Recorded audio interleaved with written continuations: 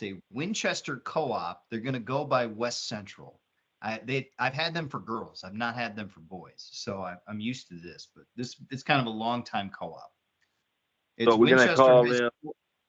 They're gonna be West Central. We're gonna call them West Central. West Central. I think that's their whole branding too. So, but it's Okay. Winchester High School and it's Bluffs High School. So Right. But so the West Central. Okay. yeah, and they got a total enrollment of like 230 still. It's one school's 66 kids. So it's kind of like Scales Mountain last year. Yeah, that was pretty funny. Wait, Scales. what's West Central's enrollment? It's going to be Winchester High School and Bluffs High School, a co-op. I have them at 175 at Winchester and 67 at Bluffs. So 242-ish. Maybe a little higher, but that's what they have. So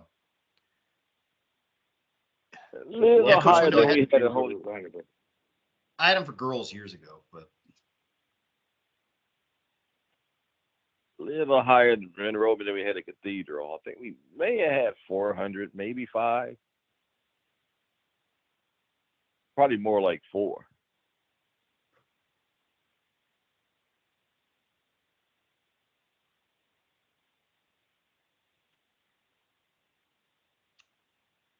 ugh.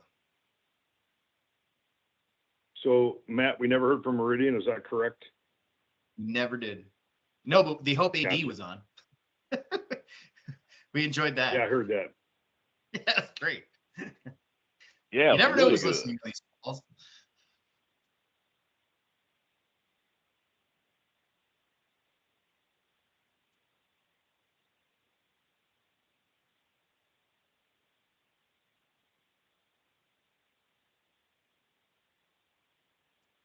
Mm-hmm. 5 more minutes, baby. Yeah, I bet he couldn't get out of class or something.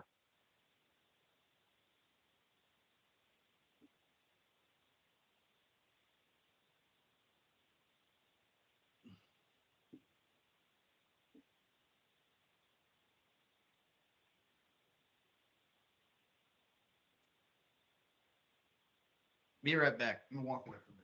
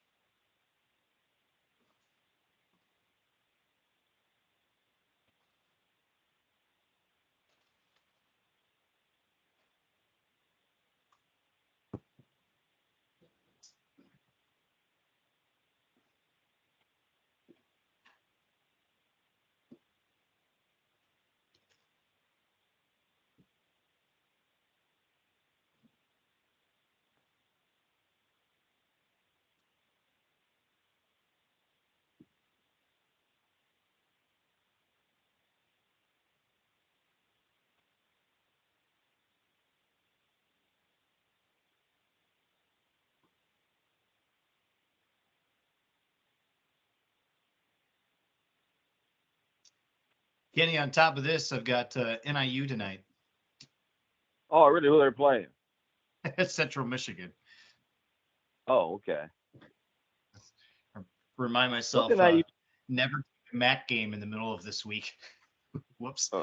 What's their conference record? NIU, you know? Bad and bad. I think they're 4-13. It's just Really? Mm. Rashawn's really struggled. He can't. He has 7 guys. He had a walk-on shooting free throws to beat Toledo. Really? What happened to his team? Injuries? They're all hurt. Xavier Amos Wow. can't stay on the floor. Yeah, I like him a lot at Whitney Young. He's long and wiry. He's filled out a little bit now, but I mean he's been good to the point where he's if he's smart, he's not staying at NIU. He'll go somewhere else now. Thanks to the portal. Yeah, if he can stay healthy. Yeah, I don't know. I mean, just wonder what kind of help he's getting into Cal, put it that way. Yeah.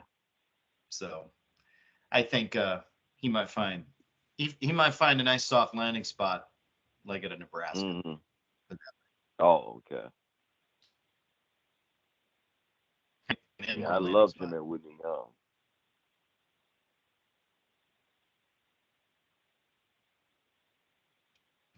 But yeah, he's playing well. About 15 a game. So Yeah. Oh man, beautiful. hi, Coach. Hey, how we doing? How are you? Better right now, that's for sure.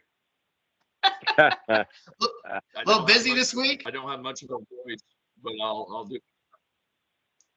Perfect. So we'll make you talk for 20 minutes. That's a great idea. How about that? All right. Yeah, absolutely. Coach, first things first, just for our telecast purposes, pronounce your name. Seasting. So Seasting. I always tell my kids, instead of beasting, seasting. All right. I've seen it before, the old Celtic, and I'm like, wait a minute, I know that's different. So Right. Jerry thank you. Seasting, Jerry Seasting's actually a distant cousin of mine, played for the Celtics. There you go. It's perfect. All right. I've got Kenny McReynolds on the call with us. He's our analyst. Kenny, say hello. Hello. Hey, how we doing? Good. Good, And Coach. Kenny's going to ask you a couple questions here in a few minutes. Casey Stanahar has been bouncing back and forth. She's our sideline reporter.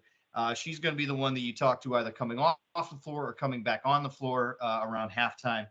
And I know Coach Mark Lindo, our studio analyst, has been listening to the calls going back and forth too. So he may want to jump in with some stuff as well. So I'm going to eventually open the floor up. This is 20 minutes. We'll go through some individual players, just a scouting report. We've got all the stats. Just tell me eye test. What are we seeing, so to speak? And just some of the scheme stuff, what you're trying to do offensively, defensively. Say if it's the first time we've seen you, what are we looking at? Kind of an audience perspective. So first off, last night, getting through the super-sectional hump, so to speak, had to be a tremendous win over a team like that. Yeah, we knew Illini Bluffs, a team that made it to that game last year, and having a post presence, a 6'9" post presence, Division I player like Hank Alvey, we knew we had to play really well. Excuse me, especially on the defensive end, to be able to get to state and win last night. If you wouldn't mind running through some of your five, and maybe just in terms of full rotation, and maybe also a kid that we, if things get out of hand either way, that we'd see out there that everyone's going to stand up and cheer every time he touches the basketball, hoping to score. Just run down some of those for me. So we'll start with your starting five. Yeah, starting five has basically been the same all season long for us. I'll just go as our 5-man Chance Little, averaging around 14, 15 a game. He had a big time game last night against Hank Alvey. He's kind of a motor for us. He's had several games where he gets 5 or 6 offensive rebounds. He's about 6'4", 6'3", 6'4", extremely athletic. But he's kind of our motor guy, and takes charges. But very important guy for us. Second leading scorer, which I'm sure you see. And then 4-man Carson Brown. Kind of like a garbage glue type player. Very good. We're mainly a man-to-man. And if you watched our game last night, we played a lot of 2-3, and we normally don't play 2-3, but we're normally a man-to-man team. And Carson is big for us defensively, off-ball defender, being in gaps, being in help, and being a good rebounder, and a lot of times taking on the other team's best post player, because we don't want Chance Little to get in foul trouble, because he's so important. So Carson gets a lot of other teams' best post players assignments. So he's a big time player, important guy for us. That doesn't get a lot of scoring, and I say that, but he's had some games in double figures this year. And then Riker Ford is a starting guard for us, 2-3. He's a great shooter. He's, if you look at his stats, he hasn't shot a whole lot of threes. 47% on the season, hasn't shot a lot, but when teams have helped off him to help on Chance or Zach, first team All-Stater, in my opinion, not even close, but when they've helped off those two guys, he's knocked down some big shots for us, and been really important to us. And then Zach Evans, our other wing. I need a drink here. Give me a second. Take your time. It's okay. We get it. We've been there. It's March. Your voice is shot. That's everyone, right? Yeah. Well, the Bull was rocking last night, and it was an amazing atmosphere. But then Zach Evans, scored over 2,000 points for us. All-time leading scorer, West Central. Does everything for us, man. He scores the ball, he rebounds, double last night against Illini Bluffs. He can shoot the ball, he can score at all three levels. Big time player. And then point guard Mason Berry, he gets us in transition. He's our defender. He was a tailback in football. Chance Little was our fullback in football. So, I had a really good team a few years ago that we went 32-4. Lost to Madison. That was the COVID year where things ended short. But this team is physical. This is probably the most physical team I've coached. And I think the special thing about this team is we can win in a variety of ways. Right? We played some games where we got up and down and played fast, and then we played some half court games. Played 2-3 last night. To try to take away their post presence. So. And then a couple of guys, I know I'm probably long-winded here, but no, you're fine. And then, Cam Severs off the bench for us, might be 5'7", but man, he works his butt off. He's had games in double figures and rebounds. He flies around, gets steals, deflections. We've had to press a couple times this postseason in our diamond press, and he's always getting deflections for us, but just plays with the motor. And be honest with you, I'm glad we're gonna get some media timeouts, because he could probably play about 2 or 3 minutes at a time, and he is like exhausted. But if you're a basketball fan that just loves watching a kid that just works his butt off, you're gonna really love that. Really love him and watching him play. And then I'm not sure if we're playing and going to Champaign without Caden Meyer. Kind of undersized post for us. Only one that made a 3 last night at the Bowl. But was very physical with Hank Alvey and made things difficult for him. And, we're not where we're at right now without him. So, really 7-man rotation for us. But just very proud of all of our guys and the guys, that necessarily aren't the scorers, but do a lot of good things for us. Coach, can you give me 2 keys to winning Thursday? Yeah. We've been saying all season long that we have to defend, to win in postseason. And I think, the State Farm Centers, it's going to be a great experience for our kids. And I'm actually good friends with Jabot Catholic's coach, Coach Reeder.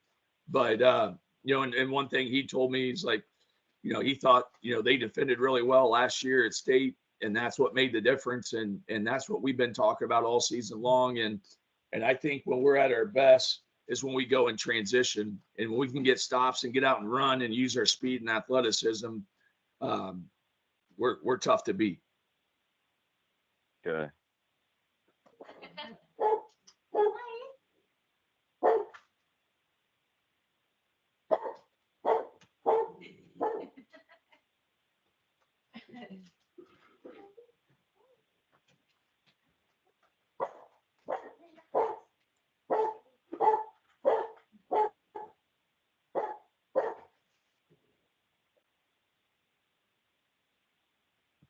All right.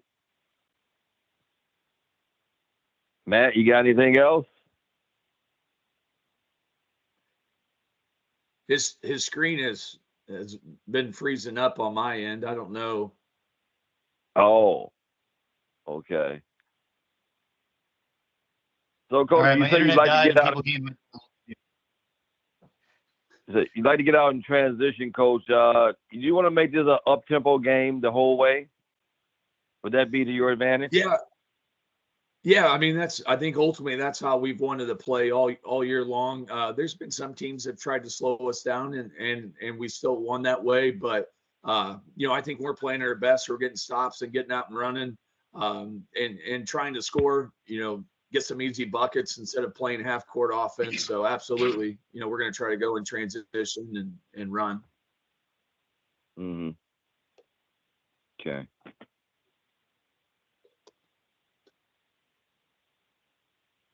Right. Matt, are you back? I am back. Sorry about that. The interwebs decided they didn't want me to be on for 5 minutes. So I don't know what you discussed in terms of Aurora Christian.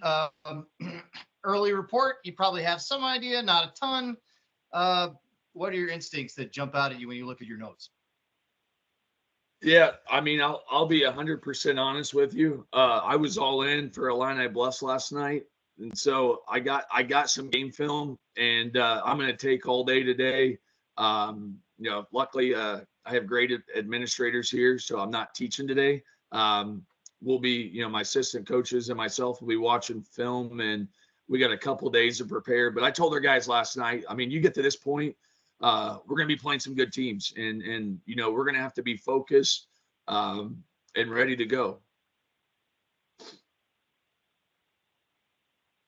Defensively, you said and forgive me if you've already talked about this, but some of the things you want to do, you sound like you're really flexible in the way you can play. But if it's up to you the way you want to play, what are some of the things defensively you're trying to do out there? Yeah, I mean, defensively, the thing I love about playing man defense is we can do so many things out of it, right? We can, how we coverage ball screens.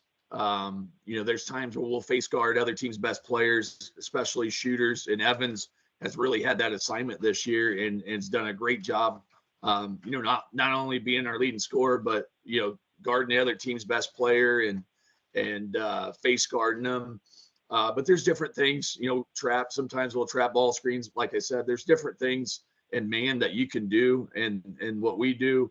And then we've pressed. Like I said, we've pressed as well. We've done 1-2-2. We've done diamond. Obviously, playing at the State Farm Center, the court, playing on a college court, a little difficult to press. But at this point, the crazy thing is a lot of good teams don't get pressed during the season. So I think that's something we can look to do as well. And that's something last night. And the great thing about this team is we can guard. We can do some different things defensively. And I think going in and trying to beat a good team, you can never have one game plan. And if that doesn't work, it's like, well, what do we do now? And we were prepared to do a few different things against Illini Bluffs last night. We did. We played man. We played 2-3. We did our diamond. So we did a lot of different things defensively, and every one of those helped us win last night. Have you talked to your kids about, and not to get like Hoosiers-esque, but you're at State Farm Center now. Yeah, this is the goal. This is the idea. And what it's going to be like walking out there, shoot around, just getting familiar, getting comfortable. Yeah. And also at the same time, taking a moment to say, look around, because the kids 4 years ago, they didn't get that chance, even though they thought they were going to because of COVID. Right. Absolutely. I like the Hoosiers reference because I am from Indiana. So I like that. But yeah, this being, us being a small town, and we actually played a game there a few years ago. It would have been, this senior group would have been sophomores. We actually played a game in the Hoosier gym. It was awesome. But yeah, I mean, it's going to be a great experience for our guys to get to play where the Illini play, even though I'm a Hoosier fan, an Indiana fan, and my assistant coaches are giving me shit already. I mean, it's going to be special, and I'm going to tell our kids, enjoy the moment. This is going to be a special trip. And like I said last night, hey, leave everything on the floor. And that's the one thing about this group. I've never had to come in and say, guys, why aren't we playing hard? Why aren't we getting after it? And there's no doubt about that's why we're 34-3 and won every tournament we played in, and we're getting the chance to play in Champaign. But these guys play hard, and I'll say my guys are not scared of anyone. And I mean, that showed last night, obviously playing a 6'9" Division I player. My guys aren't afraid of anyone, and they're not afraid of any moment. And my guys have a lot of energy. Sometimes they drive me crazy in practice because of that. But they have a lot of energy. And these guys love to win, and they're competitive. Very special group, and I'm very fortunate to coach these guys. I think we both can agree with facts that State Farm Center's court is longer than Knightstown's gym. So I think we can both agree with that for sure. Last one for me, and then I'm going to open the floor. This is more for Casey Standahar, because she's always looking for some sort of inspirational stories. I don't know if you've had to deal with anybody that's had to deal with some adversity, maybe at home or within school or what have you, but are there any players on that roster of yours that you absolutely just, 1 through 15 that, everybody rallies behind for one reason or another?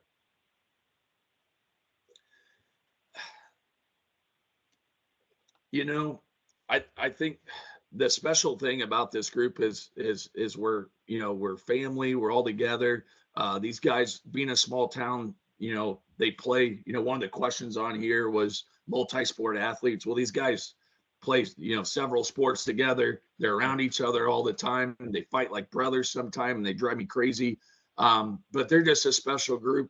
They all like each other. They all get along.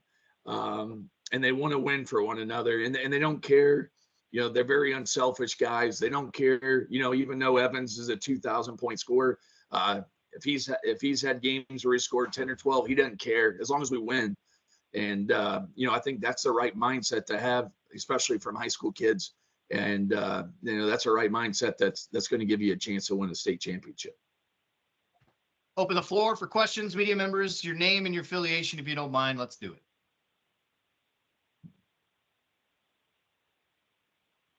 If there are media members. Ryan, what part of Indiana are you from? Martinsville. That's where John Wooden's from. Martinsville, Indiana. I went to IU, so my mom's awesome. North Central grad. My dad went to Concord. So I was in the building in 1990 when they blew a 13-point lead to Damon Bailey, and I won't watch it on YouTube. I'll watch the first 3 quarters of that game. Yep. So a couple of games that were special to me growing up watching as a young kid, being from Martinsville, was there was twice we beat Bloomington North. There was one time when we beat Bloomington North when they had Queth Dewaney that played at Syracuse. Yes. Jared Jeffries that played at Indiana. And they had a big guy, I can't remember his name. He's about 6'8", that went to Indiana State, and we upset him at our place.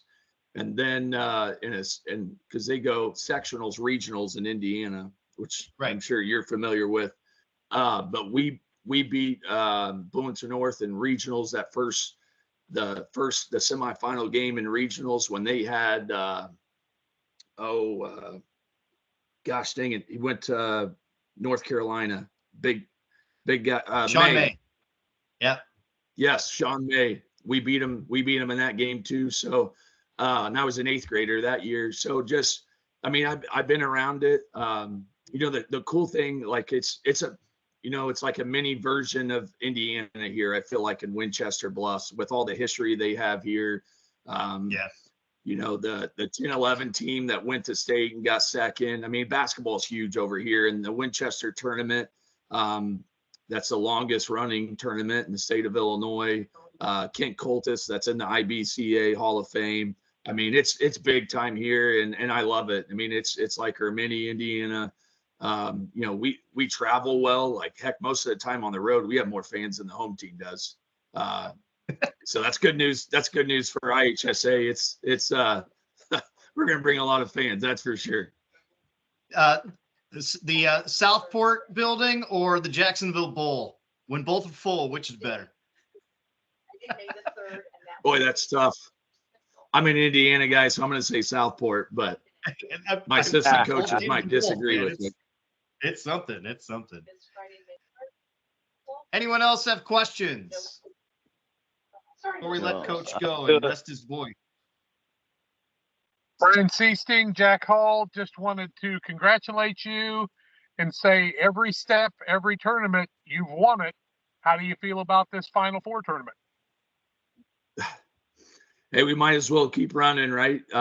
This is a group that's won every tournament we played in. Thanksgiving, Waverly, Winchester, one conference. So this is a group that's had a lot of success winning and playing in some big games. So hopefully we can continue that run. Well, congratulations. You lit the bowl up last night, and I know it was as much fun for you as a coach as it was a player. And I saw your coach from McMurray College congratulating you. Good luck on the weekend. Yeah, thanks, Jack. Appreciate it. Last call for questions. All right, Coach, we'll let you go. Rest the pipes. Got a long week ahead. Yes, thanks. Appreciate it.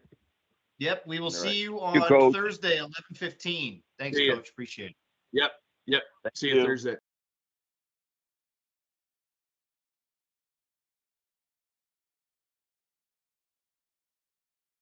Hey, Nick, how are you? Hey, Dave, how are you? Doing well. Good. Hey, I bet you are. We'll wait about 5 minutes, get to see what other people come on, but so I don't want to burn everything up now. So go do what you're doing. Okay, appreciate it.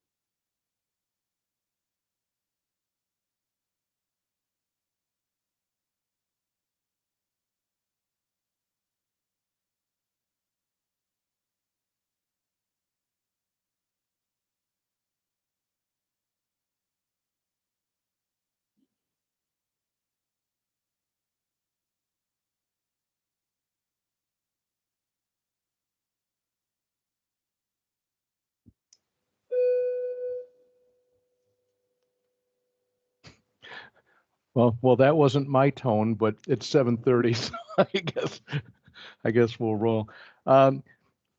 Nick, I'm Dave Bernhardt, doing the play-by-play for your games this weekend, and we'll have a couple other TV people jumping on the call. I know they're going to be in and out today. Cameron Smith will be analyst with me, and then Casey Standahar will be on the sidelines to chat with you and do some other things. But so what our little format will be here is I'll have you for about 15 minutes. I'll turn it over to whatever other media is on the line, and then we will have you out of here by 7:55. So you can move on with your day. Yeah. Well, first of obviously, congratulations on getting here. It's kind of a whirlwind, especially getting up here at 7:30 this morning and doing this with us. But congrats on that. So. Yeah, thank you. First things first, for my personal benefit, for my charts, I want to make sure. Oh, first, thank you for sending in that information, that questionnaire, that information sheet. Appreciate that. But I'm checking, what was already submitted to the IHSA. If you could run down your starters just to make sure everything is right there, that would help. Yeah. Number 23, Garrett Tim. Number 13, Braden Sailing. Okay. Number 32, Reed Bodine. Number 33, Carson Kohler. And number 34, Brecken Thomas. Okay. And who might I see coming off the bench? Number 3, Braden Scott. Number 43, Jackson Sanders. And number 30, Griffin Watkins. That's kind of been our 8-man rotation this postseason. Okay. I'm going to hit pause for just a second. I was reminded we're starting at 7:35, so I want to make sure we get everybody in here. But Yep, no problem. You gave me all my dirty work that nobody else really needs to have. So I'll be back. I'm back with you in a few minutes. Yep.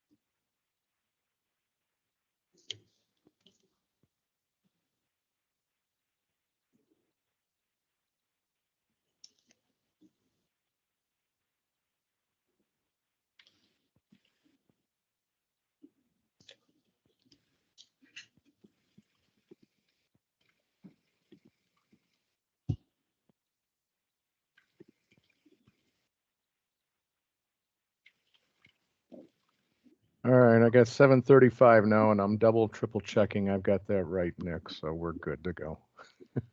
Okay.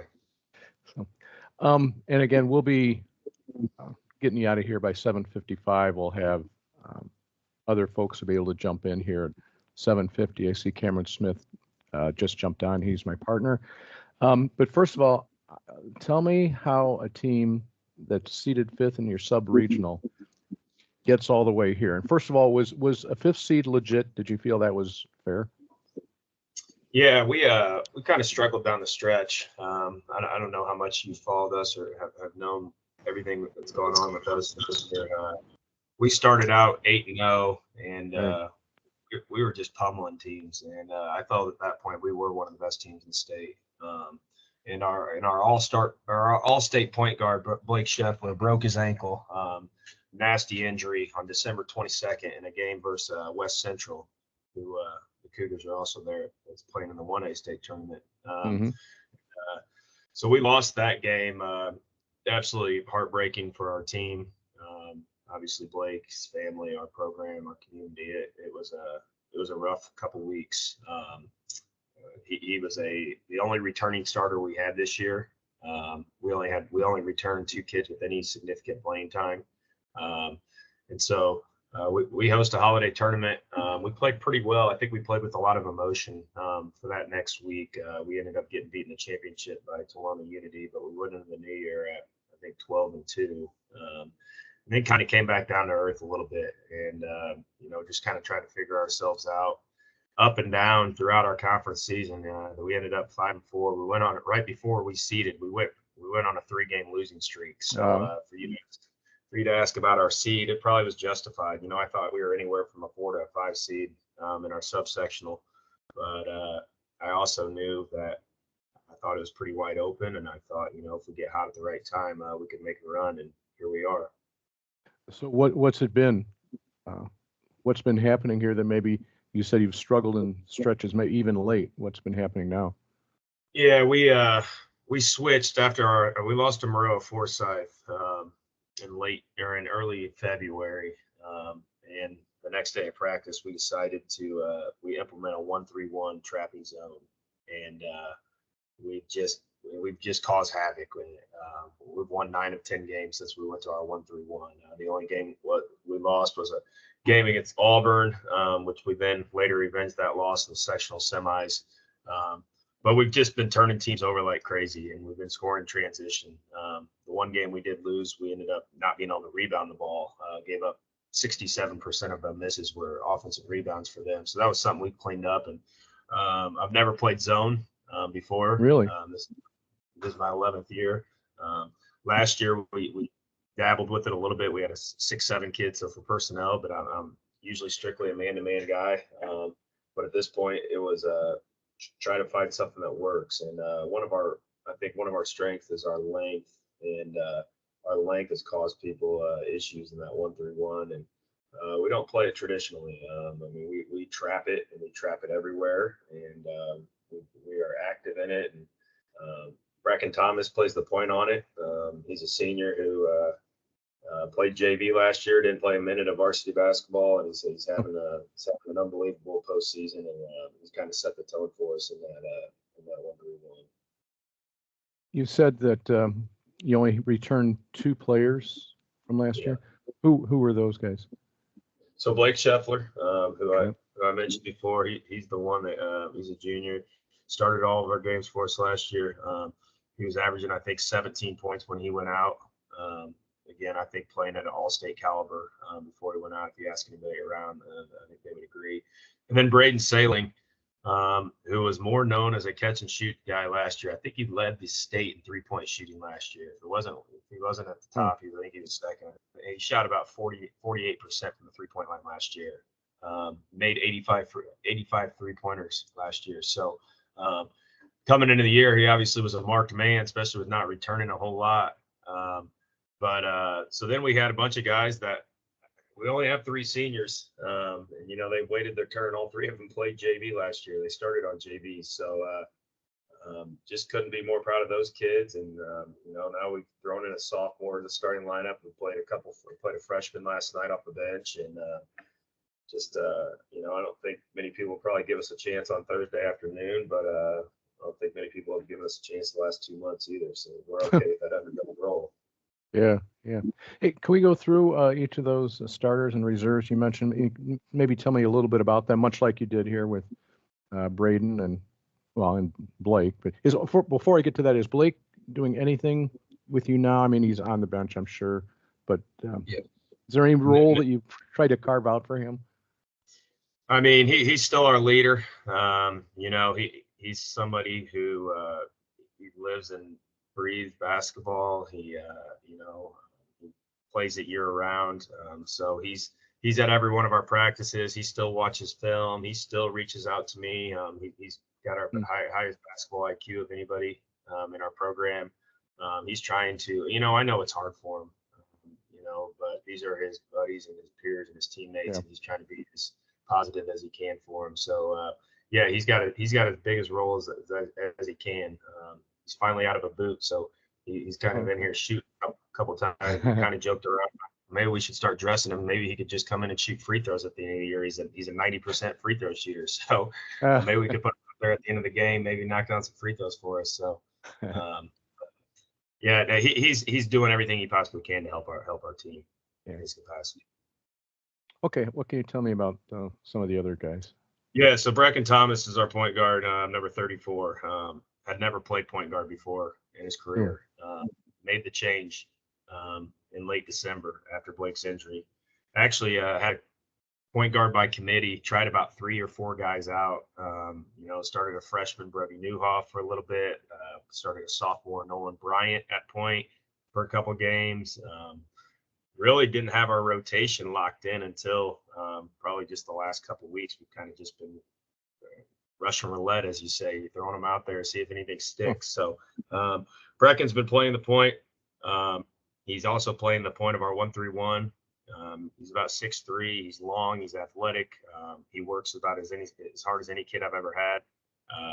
Has come on in a lot of ways, shooting the basketball. He finished last night. He's finished with 16 points for us, led us in scoring. Made a huge play in the Alton Marquette game last Friday night. We were down 2, under 20 seconds to go. He got an and one, made the free throw, put us up 1. So just could not be more happy for him. Great kid, hard worker. He's having a heck of a senior year. What did you see in him that you thought that having never played the point, he could go do it? Well, he's a senior, and he played the guard position, but he never had to play the point. We always had Blake run the point. Blake's ran the point, for these guys since, 5th, 6th grade. So he's never had to, but he's worked on his ball handling. We talked about that, being a complete player, making more than just a catch and shoot shooter. So I just thought his confidence, again, he's long, so he's able to see over some pressure that comes at him. And he struggled. He struggled playing the point. Back on January 19th, we played Riverton, our first conference game. And they kind of run an up-tempo run and jump offense. And he had 7 turnovers. And late in the game, showed him on film, he was running away from the basketball. He didn't want any part of it. But he was growing. That was the first time he really been in that situation. And he's continued to learn. That's the scary thing. He's only getting better. Unfortunately, he's at the end of his senior year here. Yeah. Fortunately, we have 2 more games for that. But he just, like last night, he wants the ball in his hands late in the game. That's what you want a senior to do, and that's what you want your point guard to do. And 7 of 8 from the free throw line down the stretch last night. That's another thing you want your point guard to do, is be able to handle pressure, make free throws. And we just thought at that point he was able to give us that best opportunity to win. Okay. How about some of the other guys? I'll leave Brecken. You can move on to. Yeah. Talked about Braden Sailing. Again, came into the year as a marked man. He was pretty much known as a catch and shoot guy. He has developed his game in a lot of ways. He's left-handed, but he actually finishes the ball better with his right hand. He's got a great mid-range shot. And there's not a lot of kids these days that shoot the mid-range shot, but he's in range when he gets across half court.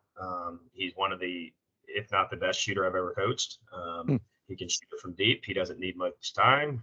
He's been face guarded for 35 games, and he sees a face guard every night. And he's seen a face guard for the last 4 months, because that's what we do in practice every day. but he really has turned into a playmaker more than just a catch and shoot guy. Puts the ball on the ground, like I said, can score at all three levels, can go both ways. Just not crazy athletic, but plays at different speeds. He's smart. We show him clips of Steph Curry, how he moves off the basketball, and I think he's developed that. He's got a lot better moving off the ball, so has really turned into an overall complete player. Okay.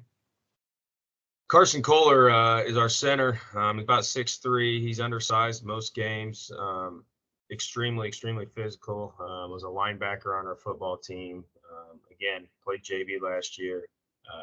We had a 6'7" kid last year, Jacob Finley. He actually plays football up at Illinois State this year. But he was able to compete against him all year last year, and he has probably grown more than anybody in our program from freshman to senior year. Again, didn't get much of an opportunity, but was able to compete against Jacob last year, and just with his size, I think that helped him. Does a really good job rebounding the basketball. I think he's averaging a little more than 9 rebounds a game, so he's averaging just under a double-double. And he just, again, works his tail off on the glass, being undersized. He's physical, can finish with both hands in the paint. And he plays the middle of our 1-3-1, extremely active, lots of deflections. I think he's averaging 3 steals a game. So just a really, really good player for us. Okay. Garrett Tam, he's a sophomore. Kind of a key to our turnaround here. We put him in the lineup that first game, Porta, after our 3-game losing streak. And our last 2 games going into last night, he had combined for 9 3-pointers. He was shooting at about 40% from the 3-point line. He's 6'3". He's long. He's a sophomore. He is a very, very good shooter. So he's added another scoring dimension to us, teams that focus on sailing, and that's kind of what's happened here in the postseason. We played 3 conference teams, or maybe 2 with Riverton and Auburn in the regional final and sectional semis, but teams that were familiar with us, and so they try to take away our strengths, and our strengths obviously is braid sailing. But when they did that, that allowed Garrett to get open looks, and he has shot the heck out of it. And then, last night he didn't shoot it very well. We didn't shoot it as a team very well. We were 1 of 13 from the 3-point line. So if you can win games in postseason going 1 of 13, but he was 5 of 6 from the 3-point line. And again, in that 1-3-1, he's kind of a reason we went to it. He's really long on the wings, and he makes those passes difficult, gets his hands on a lot of stuff, and has overall been rebounding the basketball pretty well. And then our fifth starters, Reed Bodine. Garrett and Reed, actually, they are starters and huge contributors to our soccer team. We made it to the Elite 8 this year. And for Williamsville, we're known more as a football school. And so for us to have, we've got 2 starters on our basketball team that are starters on our soccer team versus only one of our starters is on our football team. So you don't see that very often. Yeah. But Reed, he's 6'3", he's long, kind of was a role guy, probably played half the game, if that, leading up to the last couple of weeks, has really come on, became confident. Our first game of postseason, we were the 5 seed, so we were in the play-in game. Right. He had 18 points against Tri-City, and I think I gave him some confidence, and he scored in double figures 4 of our 6 postseason games. And he came into postseason averaging about 3 points a game. And so that's kind of been our strength. If they're going to, again, if it takes sailing away, or even last night, Garrett, we've got other guys that can step up. There's been multiple games this postseason where we've got 3-4 guys in double figures. I don't think we've had anybody go for more than 15 or 16 all postseason, but we're getting 3 or 4 guys getting double figures. And I think that's really what's led us to where we are today. Okay, I see Cameron and Casey are 3 people as part of TV with us. I'll tell you what, Cam and Casey, if you can hang on just a bit, let me open it up to other media members that are on here right now, and then we'll come back to you guys. So anybody else, non-TV people, would like to have a question here for Nick? Yeah, I have a question for Nick Beard. It's Bill Welt at State Journal Register. Um, so yeah, I mean, Nick, I mean, I described just a moment. I mean, be able to share this moment with your dad as the assistant coach, Don. Yeah, it's obviously special.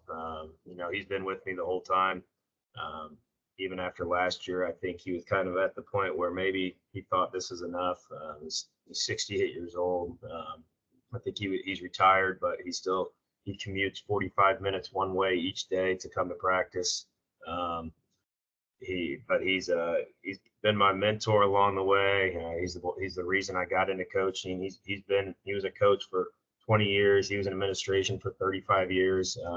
He's the reason I'm here today. And we've grown up going to the state tournament. We're good friends with Marty Hickman. He used to be the director of the IHSA. We grew up going with Marty and his family. I remember being a ball boy and going to the experience in Peoria.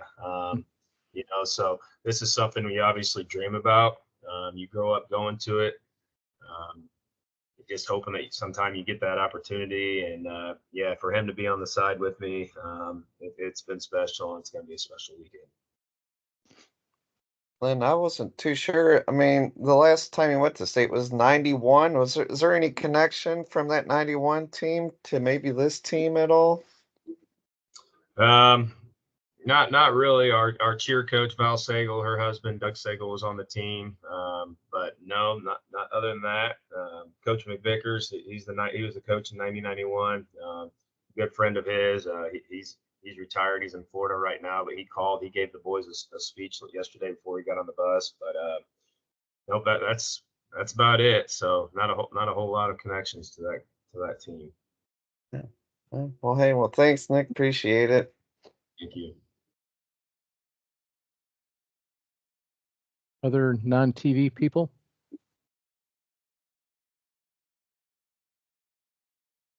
Okay, let's see. All right, Casey or Cameron, if you're able and you want to. Casey? Hey, Coach Beard. My name's Casey. I'll be on the sidelines with you. Just wanted to know real quick, and I'll let Cameron step in. Anything your guys do off the court that you want us to know about? Any special stories from the year, things they're doing together as a team, or maybe there's something unique that happened? If not, that's okay. I just have to ask. Yeah, I think if you just maybe you highlight some of the stuff they've done for Blake. Like I said, he was a huge part of our team and continues to be one, but it's really difficult when you lose him and the way we did. And, again, at that point, most people, including ourselves, probably thought our season was derailed. And, everything they do now is do it for two. His number is number two. They've got group chats and social Instagram and all that stuff. I just think that they're good basketball players, but they're better people. They're great students in the classroom, but they haven't forgot their teammate and their buddy Blake, and that they try to include him and everything. So I just think that's pretty cool stuff that they've been doing. Thank you. Hey, Coach, it's Cameron Smith. Congratulations. Thank you. I want to kind of talk about just and ask you about your players' just trust and chemistry within each other, because on both ends you talk about how offensively it's not just one person that can lead your group. Everybody's stepped up, especially in the state playoffs, but also defensively with you all switching to a 1-3-1 zone and knowing that communication is key in those type of zones. But how, just tight and the brotherhood that you form with these guys and these guys have formed within themselves to be so successful.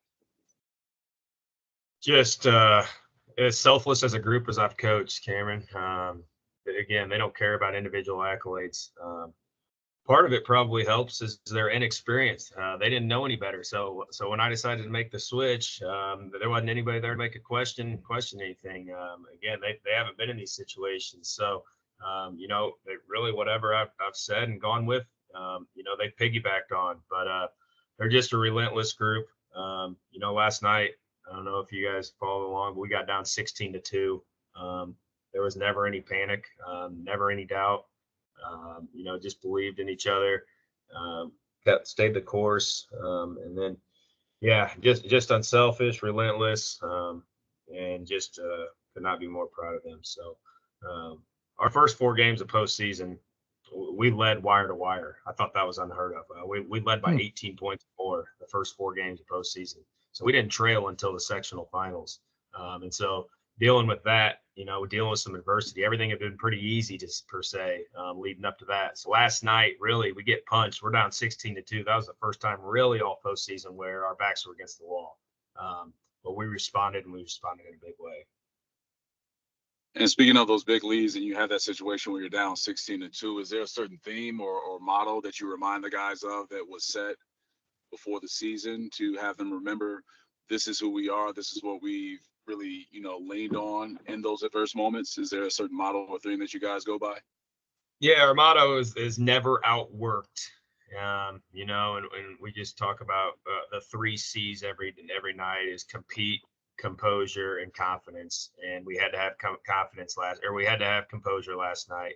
We had to be confident in each other, and we had to start competing a little bit more. And I thought we did that. We just had to chip away. We weren't going to make up 14 points in one possession, but we were able to get it to 6 points by halftime, and then we were within striking distance. And I think that's kind of this group in a nutshell.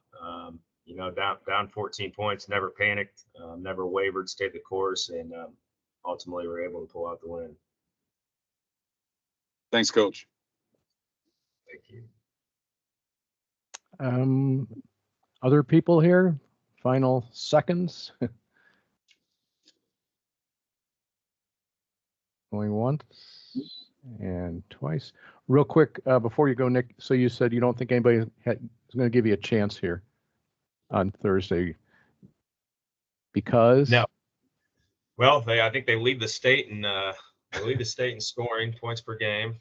I think they 2 of the 3A teams in our area, Springfield Southeast and Springfield Lanphier, I think they beat each by 25 or 30. I saw they scored 90 points for Hansberry in the sectional final. We scored 36 last night. It's a contrast of styles. I think probably most people believe that maybe Chicago basketball or Northern basketball is a little bit better than downstate basketball. And again, we're okay with that. So that's kind of the way we like it. And again, I'll take my 16 kids and we'll go to war any day of the week. And that's what we're going to do Thursday at 2 p.m. All right. Excellent. Thanks, Nick. Congratulations. And we'll see you on Thursday. See you. Thanks, guys. Mm-hmm.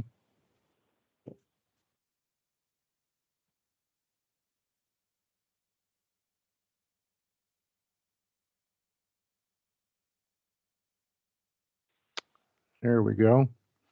Coach Weinmiller, are you with us? Yeah. Sorry about that. No problem. No problem. I'm Dave Bernhardt. I'll be doing the play-by-play for your games this weekend. Cameron Smith will be the analyst. And also on our call right now, among other people, is our sideline person. That's Casey Standahar. She will be the one that you will interact with the most during the course of the weekend. So first of all, congratulations. Had to kind of weather the storm last night, but the Rangers are here. So congrats on that. Secondly, for my purposes, if I could confirm that the starters that you have already sent to the IHSA is correct, if you could run through those for me real quick, that'd be awesome. And I do have the roster. I have the roster in front of me, so I'm good. So just the names would be good. Isaac Billington. Yep. Luke Melvin. Okay. Grant Owens. All right. Evan Munoz. Okay. And Dr. Tedeschi. So it's Tedeschi. Okay. Yes. All right. And who might I see coming off the bench in your rotation? Kyle Thomas. Okay. Nolan Schaefer. Okay. And Trey. He goes by Trey Severin? Yes. Okay. Trey Severin. All right. So Casey's doing sidelines for every game, so she's kind of bouncing back between these two calls. So let me Casey, if you want to get in and get your questions, so you can move along to wherever you have to go. That'd be great. Yeah, hi, Coach. Thank you so much. I'm looking a little less about the X's and O's. Sometimes I do, but I want to know anything on your team or within your team that's an interesting, unique story, something that happened this year, or maybe a team bonding activity that the team has done off the court. Any of those stories would be great if you have anything like that. Well, we back in the fall, we were unfortunately, we're not a very big school. We're a 2A school of about 550 in a very tight-knit community. Unfortunately, in September, we had 3 of our students killed in a car accident. And, I feel like that really galvanized our school, not just our team, because they were brothers and sisters and teammates in other sports with these guys. And I feel like that was a thing that is, like I said, not our basketball team, but our entire school and community has really galvanized it. And this run that the basketball team has been, we had so much heartbreak, so to speak, in the early part of the year. Now to have something to celebrate is very much needed. Yeah, Coach, that's awful. I'm so sorry to hear that. Could you give us the names of the students, and I can look more into this online as well. Yeah, Gavin Agnich, Josie Padovic, and Bradley Williams. So sorry about that. Yeah. So you mentioned the community, the school, the team, really, galvanized by it, rallying through this situation. How have you seen kind of the growth from your boys, from your players through something tough like this? You never want to see high school students go through something like this. Yeah, I think the big thing, it's really, they've had to deal with some adult things, and you start talking about dealing with those kind of situations, and now basketball becomes kind of a game when you've dealt with that. So I think it's matured our kids, and not in, you don't want them to have to go through that to see that maturity, but I feel like it's really matured them, and it's really focused them kind of on one common goal of to make it to the state tournament. Thank you, Coach. Thanks, Casey. Coach, could you take of their stars and maybe your reserves? Could you give me little capsules on each one of them? What we will see, or maybe little things that make them go, or how they impact your team. Yeah, we'll start with Billington, Isaac Billington. Isaac's our point guard. He started some in sophomore year, but started every game the last 2 years. He scored his 1,000th point in the regional championship, actually, and he makes us go. He's got the ball in his hands a lot. He's a lot of people will talk about Tedeschi, but Isaac's probably, if he's not our MVP, he's our MVP 2.0.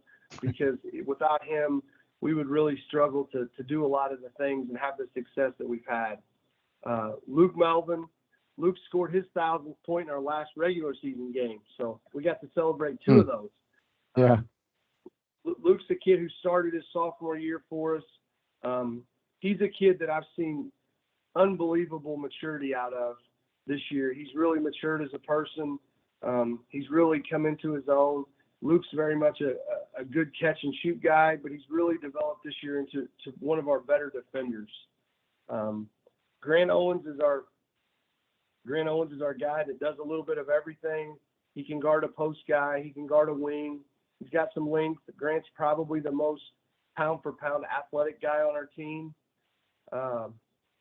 Then you got Evan Munoz. I said back in the summer that this team had a chance to be good, but if we were going to be great, Evan was the reason why we would be great. He's kind of our glue guy. He guards the other team's best player. He really does a good job of making big shots. He hit another huge one last night, a 3 that kind of salted it away.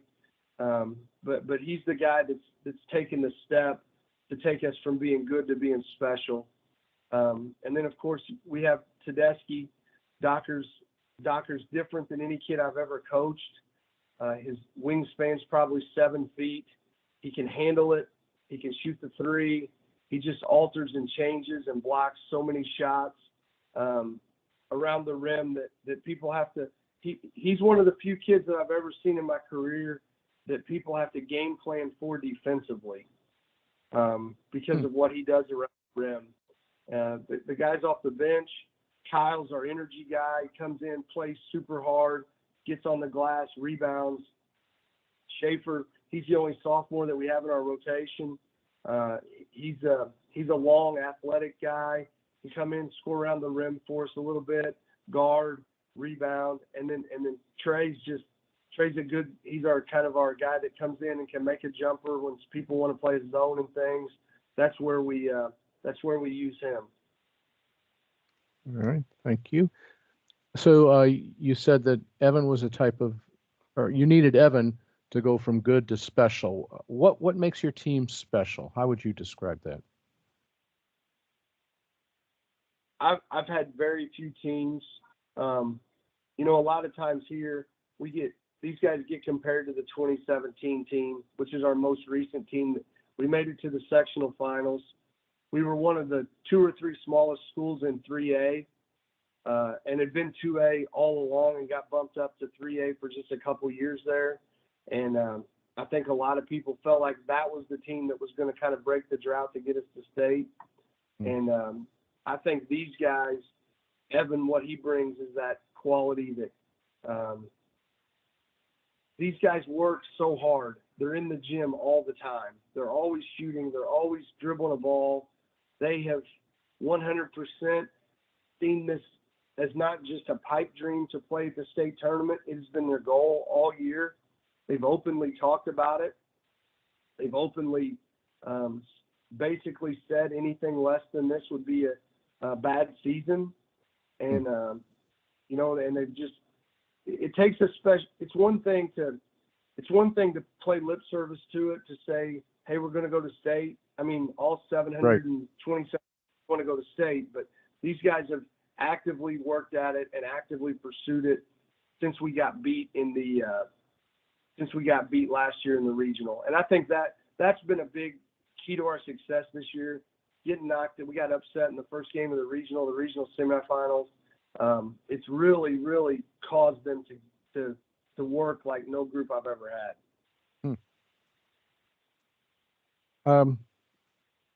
Talk to us about your offense and defense. What do you like to do, and what everybody's going to be seeing on Thursday? Well, I'm from the Kurt Reed, Dick Korn coaching tree, so we're going to play man-to-man about 99% of the time, and okay. That's what we do. I mean, we guard you man. We'll do some different things in our man, but we're going to play man. We do play just a little bit of zone, sprinkling it in here and there like most people do that are primarily a man team, but we're going to play man defensively. Offensively, we like to keep good spacing. We'll slip Docker in the post some, but he's not a true, when people hear you have a 6'8" kid, they're like, oh, Docker's not a back to the basket kind of player. He's way better at catching it at 15, 16 feet and facing up and being able to shoot it. And he can shoot the three in transition. He's shooting right at 45% from the three for the season. So he's not just a 6'8" post guy. So we like to keep the floor space, give our guards rooms to create and be able to play some penetrate pitch game. So you said you came from the coaching tree, Dick Korn and who? Kurt Reed. Oh, Kurt Reed. Okay. Plainsboro. So when you say you're from the coaching tree, I mean, truly that you coached with them, or you just follow their philosophies? No, I played for Coach Reed at McLeansboro. Okay. I'm from McLeansboro. That's where I played. And Dick Korn is my uncle. Oh. That's my mom's brother. Okay, hang on, I can only type so fast here. Okay. And so he's your uncle. So then, yeah, you really would have no other thing to do other than to follow what those guys have done, huh? Yeah. I mean, my mom has 3 brothers, and she's the only girl. Each one of those guys is all well, they're all retired now, but they were all in education. They all coached.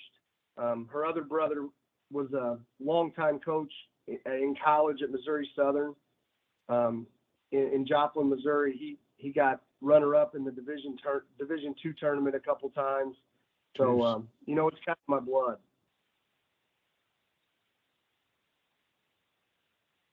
And that was Missouri Southern, you said, right?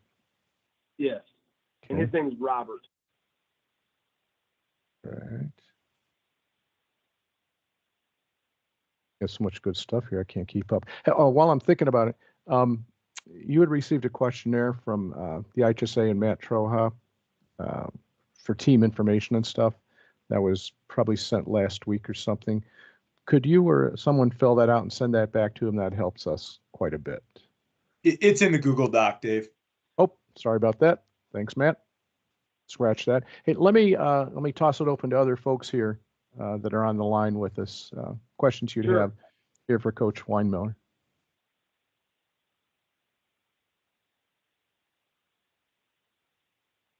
Oops. Anyone? Oh, Jay, don't worry about raising your hand, Jay. Just go ahead and have at it. Okay. Hey, Coach. Jay Taft over at the Rockford Register Star. Congrats. Obviously, you haven't had a whole lot of time to kind of scout or watch a lot of film and stuff, but give us our quick take on what it's going to take to beat this type of Byron squad that you're preparing for now.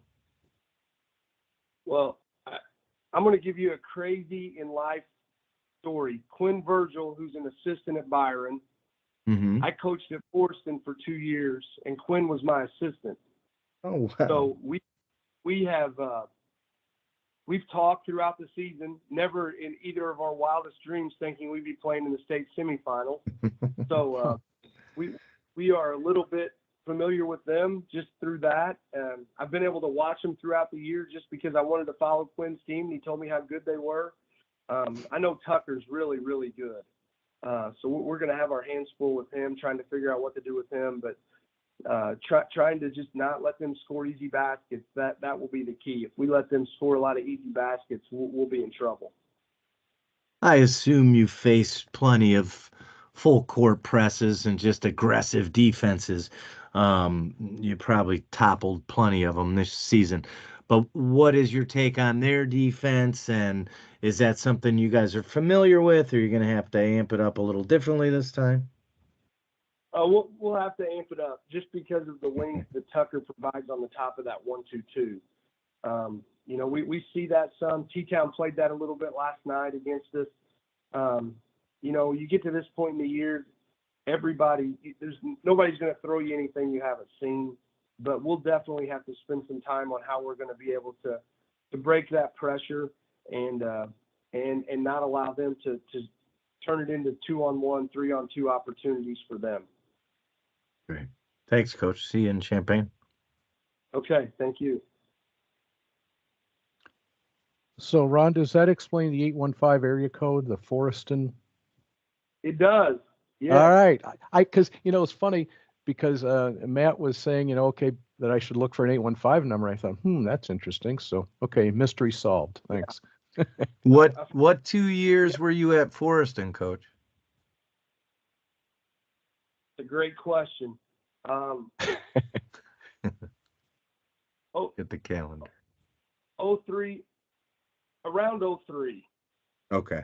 Yeah. All right, I'll go look it up. So what is your background, Coach, that took you to Forreston? It was a good basketball job. Okay. I was just drawn to the area of the state. I really, really loved my time at Forreston. It was a good place to work, a good place to coach. I got the chance to work with Quinn, and Denny Diddick was my other assistant who went on to win a couple state championships in football there. So I worked with some really good people while I was at Forreston. Mm-hmm. Then he's got a state championship wrestling daughter too now. I have been in communication with him about that. I am certainly hopeful that we can see her in the Olympics someday. Yeah, it's possible. It's certainly possible. Oh. Anything else for Ron? Anything else you'd like to add, Ron? Anything that you'd like to make sure we get on the air? Just one. I mean, I know you guys are looking for stuff to use. One thing I would say is, right before the regional, we were able to set up a Zoom call with Doug Collins Really? for him to speak to our team. Which he's the most famous Ranger alumni that we have. Really?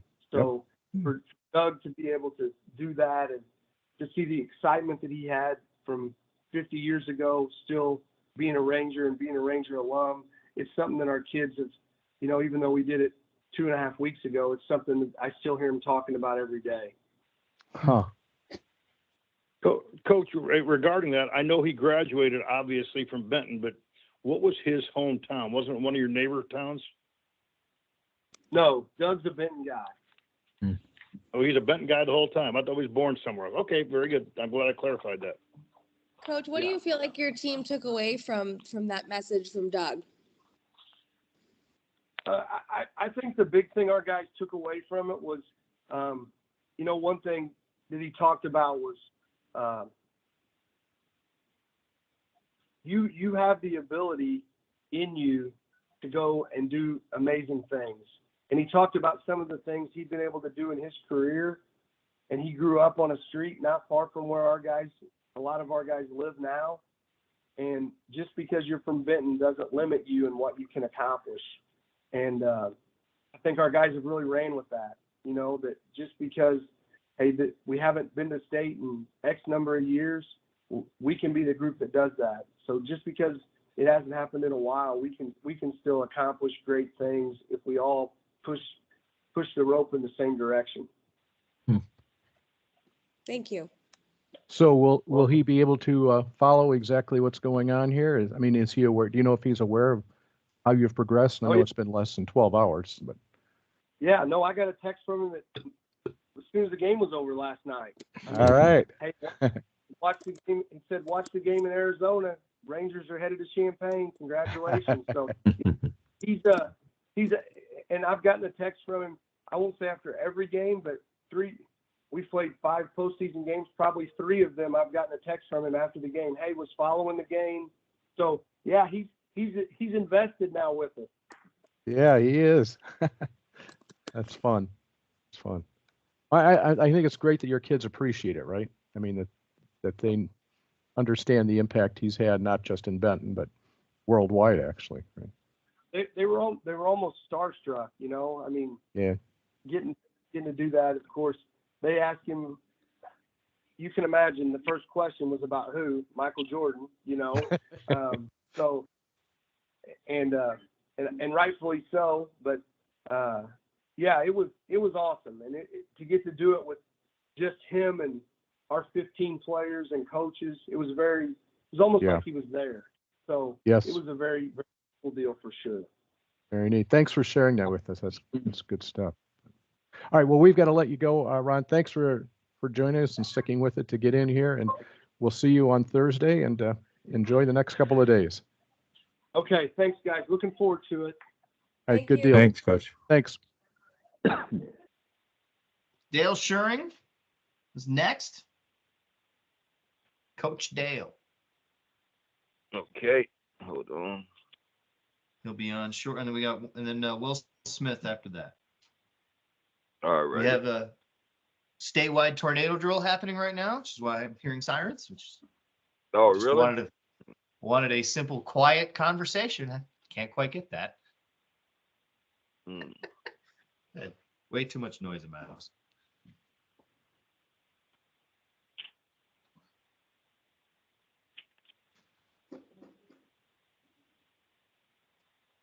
Yeah, I didn't. I don't hear the sirens in the background. That's good. Yeah, I think it was quick. It was a minute, 2 minutes. That was it. Got to test the sirens clearly after last week. Oh, okay. Yeah. I think some sirens didn't work around these parts. So now they're testing it, huh? Okay, well, we got to fix that. So, I mean, how often do you get February tornadoes? You don't. Yeah, far and few between. Nope.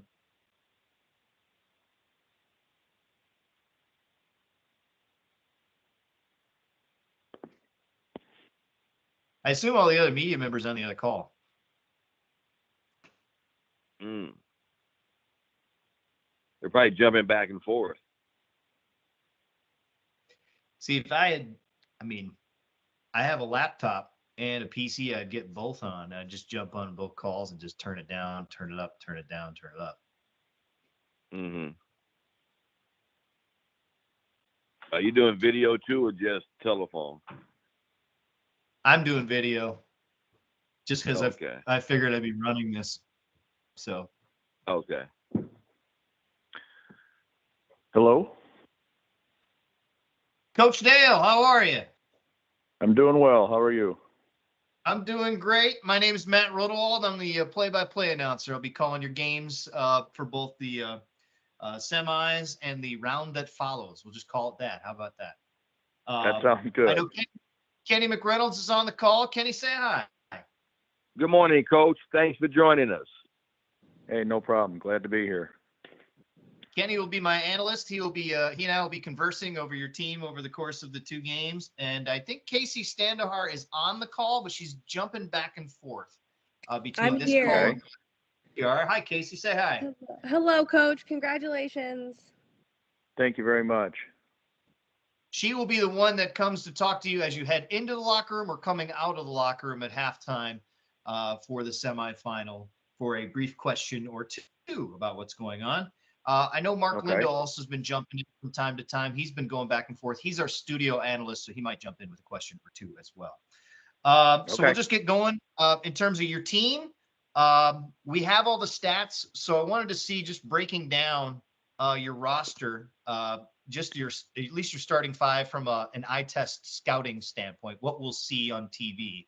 But first, that was quite the comeback last night down in Springfield. Tell me about that fourth quarter.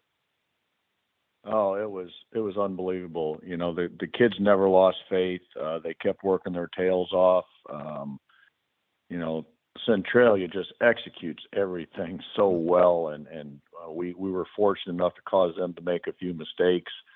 And then capitalize on those a little bit and just battled every possession. It certainly wasn't clean by either team. Both teams made their fair share of mistakes down the stretch, but fortunately we made one more play than they did, I guess is one way to put it. So, it was exciting. It was heart-wrenching. It was everything that, all the emotions that you go through, ups and downs. But we persevered, and the kids did a fantastic job of keeping their composure and, like I said, making them play when they had to. You've done this for a long time. So when you're on the defensive end and Centralia has a chance to win it to go to state, do you watch? Do you hold your breath? Do you just freeze in time? Like what's going through your mind when you're watching that go in the air? I watched, but then later I tried to recall, what'd they do? Well, I knew the kid took a 3-pointer, and I know they set a pick for him, but I couldn't tell you who set the pick. I knew we switched, but I really couldn't tell you which two kids switched. It's you're watching, but it's at the same time it's a blur, and I'm not great at remembering things from games. People reporters and other people say, do you remember in that moment when? No, I don't. So no. I had a general idea of what it was. And I wasn't too far off when I went back and watched the last 12 seconds or whatever it was someone had clipped and put on Twitter or whatever. But, it was a good defensive possession for us. I thought the kid did a great job of getting himself open for a shot. It was a difficult shot. We contested it. And at that point, it's I guess, some luck and whatever else that, it missed for us. And unfortunately for him and their team, it didn't go in. All right, let's walk down the starting five and count me out what we got here with who we'll see on the floor. Okay. Our point guard is number 11, Lincoln Coaster. He's a junior, 6'3". He's got an all-around offensive game. He can shoot it from deep. He can drive and score in a lot of traffic and over people. Very creative around the rim. Defensively, he rebounds very well for us as a guard. Because he's handling the ball so much and we do it. He is our leading scorer because we ask him to do so much with the ball and scoring. We don't put him on their best player, but he's certainly capable of guarding. Sorry about that. Let me get rid of that. You're all right. He's got an all-around game, especially offensively. He leads us in most offensive categories: assists, points scored, 3-point shooting, probably. Although I don't know that for sure. And defensively, he's certainly adequate, and he understands the game very well. Set off guard, shooting guard, whatever you want to call him. Number 2, Sam Driscoll, also a junior, 5'10", 5'11". Really good 3-point shooter. Seems to have the ability to make big shots when we need them. He's one of our defensive stalwarts, very, very good on the ball, very quick, very athletic kid. He's a lefty.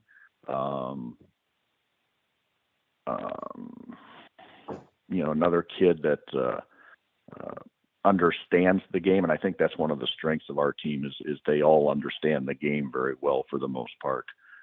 Sam is probably our best communicator. He's our de facto captain.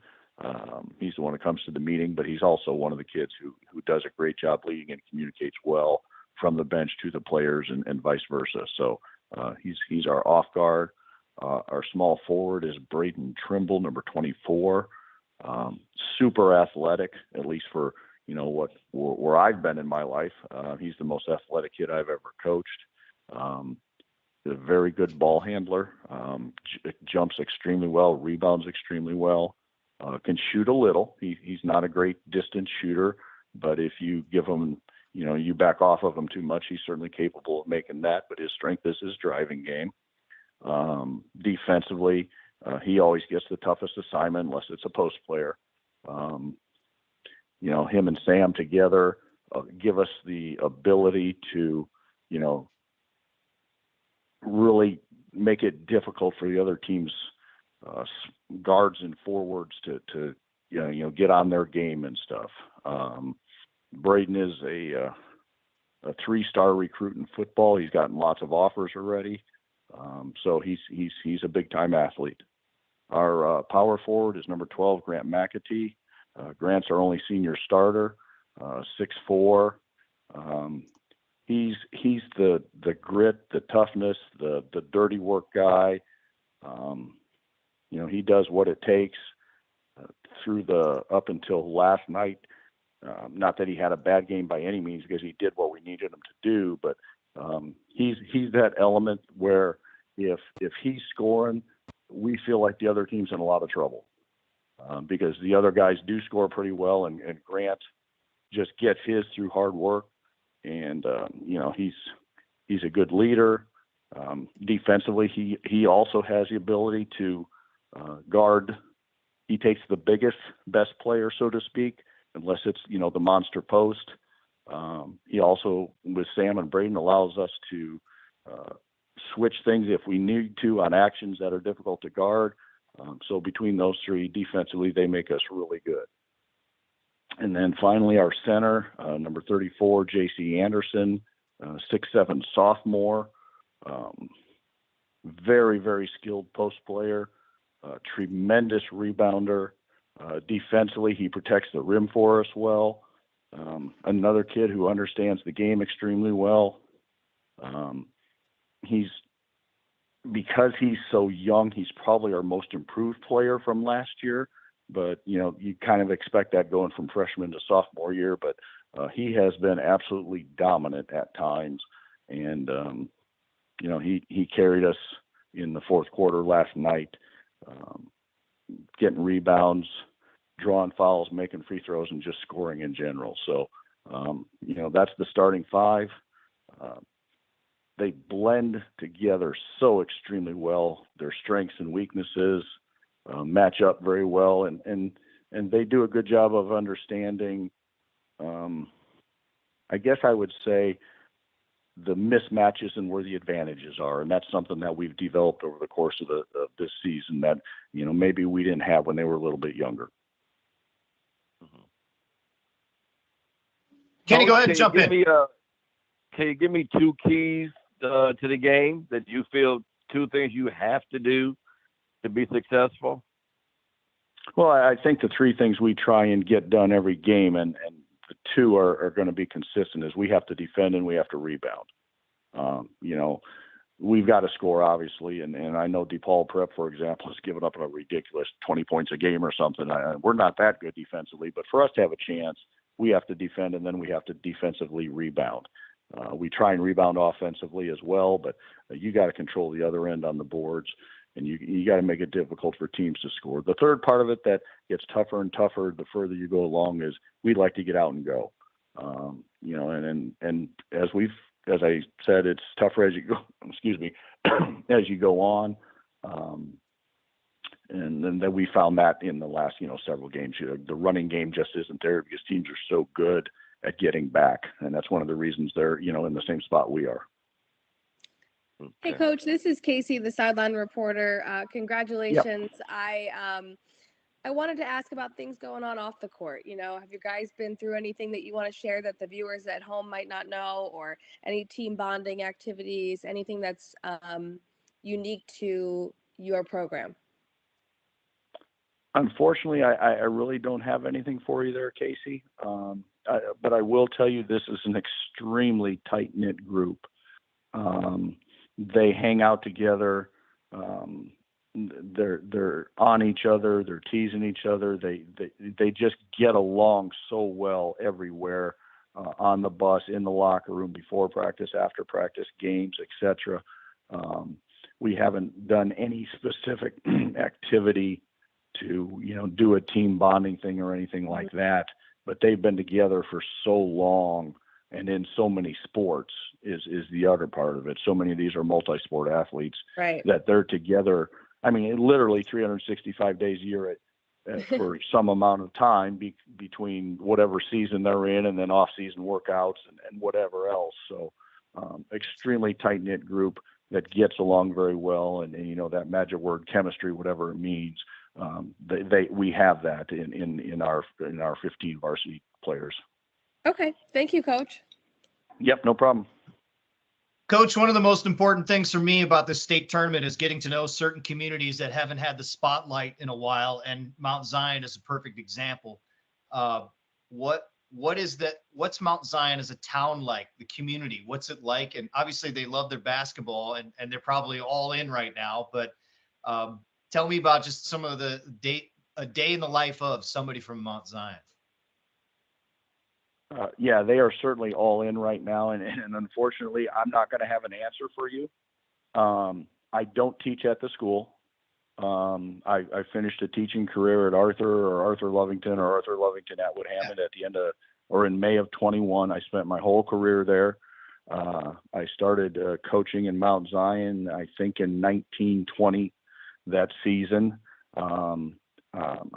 I've lived in Arthur, and I currently live outside of Atwood, Illinois, which is 30 to 35 minutes away from Mount Zion. So I'm driving over there every day for practice and games. It's a very supportive community, I can tell you that. It's just outside Decatur, I guess a bedroom community. The community has supported us extremely well during this run, with not only going to the games, but, people stepping up and saying that, we'll provide a meal for you before the game, after the game, things of that nature. But, as I said, I don't have a great answer for you because I don't live in the community. Okay. And, it's unfortunate that I can't help you, but I really don't have a good answer for you on that. Even though I've been over there 5 years, it's for me, drive over, do the practice, deal with the school stuff, and then I'm back home. What did you teach? I taught high school math for, like I said, 35 years or whatever it was, mainly algebra and geometry, a few other things mixed in, but that was the primary classes I taught. I can handle geometry. Above that, that's where I'm like, I'm good. That's enough. Yeah, That makes geometry is one of them. generally not people's favorites. I get No, that Will. totally. It's Nobody it's a told me different there'd beast. be that. Yep. You're talking geometry, man. Now you're bringing back bad memories. I know. I would say it'd be I don't know if it's obtuse or cute to say that 9:30 is really early, Coach. What's the routine going to be like Thursday? Well, we've got a plan in place that our athletic trainer Dustin Fink started thinking about last week. If we were fortunate enough to, advance to this stage, we're going to try and get the kids acclimated, to get their bodies more accustomed this week to being ready to go at 9:30, which is certainly an unusual start. I think we did have a game during our Christmas tournament this year where we played pretty early in the morning, whether that was 9:30 or 10. So it's not totally foreign to us, but it's certainly not, something you're used to. But Dustin's come up with a good plan for us. We're going to encourage the kids to follow that plan to the best of their ability and, try and get their bodies used to being ready to go mentally and physically at that time of the morning. We're going to try and schedule a morning practice this week during that time. Obviously, if the school accommodates us, that's so wonderful on their part to get the logistics straightened out to let us do that. But we've got a plan and we'll follow it and hopefully execute it, and hopefully it'll pay off on Friday morning. I asked this question knowing that coaches often, I have as a coach myself had 8 to 10 practices or open gyms at 6 a.m. But mentally, it's just a little bit different at this time of year with this much at stake. So I guess that's why I asked that question. Is that fair to say? Oh, yeah. The stakes are much higher for sure. And the biggest thing we're trying to do is keep the kids in as much of a normal routine as we can do. Talking to Coach Bennett last night before the game while the 2A Super was going on, he talked about how their regional week and stuff like that, they had in-services and no schools and all stuff like that. And I think he even mentioned maybe yesterday it was a different schedule for them. And, those things are always difficult. Routines are important, just like trying to get the kids in bed and get their sleep and so forth. Anytime you vary from that, things don't necessarily go the way you want them to. And one of the things I've always experienced over the years, if you happen to have a game on a non-school day for whatever reason that may be, the kids just don't seem to perform as well. So, again, it's all about routines and trying to keep them in their comfort zones. And that's what we're trying to do to the best of our ability.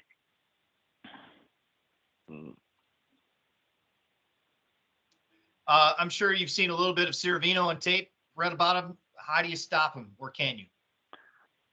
Be honest with you, I haven't seen tape yet. My assistants are all over it at the moment. Sure. I've been dealing with other stuff. I know that they've got players that are the superstar type kids, and we'll do the best we can. We'll try and come up with a plan. But when you got kids that talented, it's very difficult to stop them. It's more of limit them and make it difficult for them.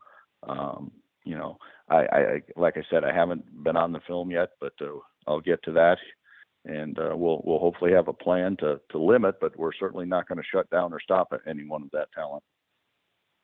We know that Sam has a connection. The Driscoll family has a connection. It's got to mean a little bit different for him as opposed to just, hey, being in the state semifinals. Oh yeah, and it's Mount Carmel. Yeah. Quite an interesting connection there, or coincidence, or whatever. The assistant Jay, his dad, graduated there, played there, etc. So a little bit of a homecoming for them, or I don't know if homecoming's the right term, but like you said, a connection. Interesting sidelight that maybe you don't run across too often. We'll open it up to media members. If they're on the call, just state your name and your affiliation and jump on in. Dale, this is Joey Wright at the News Gazette. I've got two questions for you, if you don't mind. First, Sure. Earlier you mentioned being from Arthur and now living just outside of Atwood. What have you heard from your family, friends in that area here as you get ready to chase down a state title this weekend? Oh, the support from the Arthur and surrounding area community and friends and family has been just fantastic. Lots of former players at the game, former colleagues at the game, obviously friends and stuff. It's been phenomenal support from those people. Lots of things on Facebook and Twitter as well, but a lot of people jumping in and seeing what Mount Zion basketball has been about this year as the season's gone along and staying with us up through this current run that we're on. Right on. And then my second question, I'm working on a story that'll run on Thursday about Keith Johnson, longtime IHSA official, hanging it up at the end of this season. Just want to get your take on if you've got any relationship with Keith over the years and what he's meant to the game. Honestly, I that's not a name I'm recognizing. Sure. I'm not great with names, a little better with faces. Sure. If he's in this area, I'm sure I've had him, but it's not ringing a bell. Sorry about that. But Nope. Anybody who dedicates their lives to officiating is a special person. It's not an easy job by any means. They're missing out on their family time. And they're doing something for kids, and that's what this is all about. Anyone who's willing to do that, I have the utmost respect for. And if he's had a long career, which, it seems like many of these guys do, just kudos and thank you and congratulations to him as he comes to the end of that journey in his life. Right on. Thank you, Dale. Yep, no problem. Anyone else? Coach, you've been doing it a long time. To the official conversations that you've had on the sidelines with those officials, how have they evolved over time as you've grown up and become an older man, so to speak? You hit that on the head right there. I've grown up a lot. When I was younger, it was I not that I purposely, but in a sense, I had used them as adversaries. It was more complaining, less conversations. It's evolved into I have a lot of good relationships with a lot of officials now. At least I feel like I do. We can talk and have a non-basketball conversation before the game. We can talk during the game. I still get on a little bit and try and get some calls, but it's something that I think you evolve as a coach. Or at least I know I have. It was a whole lot more. I've got to get on them and get calls for us when I was younger. And now it's, hey, they're doing a job. They're doing the best they can. I'm not going to like all of them. And it's like I told our players, they one of the games fairly recently, things weren't necessarily going the way we thought they should by calls. And, we maybe let our emotions get a hold of us a little bit. And I said to him, when did you play a perfect game? When did you not turn it over, never miss a shot, Right. never miss a defensive assignment, whatever? I said, you make mistakes, they make mistakes. They're doing the best they can, just like you're doing the best they can. And, there's no point in, getting all totally upset about it because it's said and done and you're not going to change it and it's time to move on. You got to get to the next play. The guys that'll come up to you and say, hey, I missed that. I have the utmost respect for them. And that's all you can ask. Own what's going on out there, do the best you can and keep playing and keep officiating. That's all you can do. Last thing, and we'll let you go, just being at State Farm Center, for your kids, being in an environment like that, I'm sure that there's been some discussion about what that's like, maybe a chance to look around, soak it all in. Tell me about just that experience of going into the University of Illinois and playing under the big stage like that. Oh, I think it's going to be a wonderful experience. I don't know if any of the kids have been there before.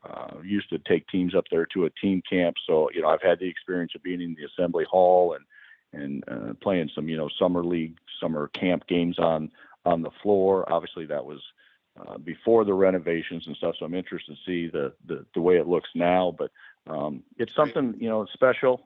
It's what kids dream about is playing in the state tournament, state championship game if we're fortunate enough to get there.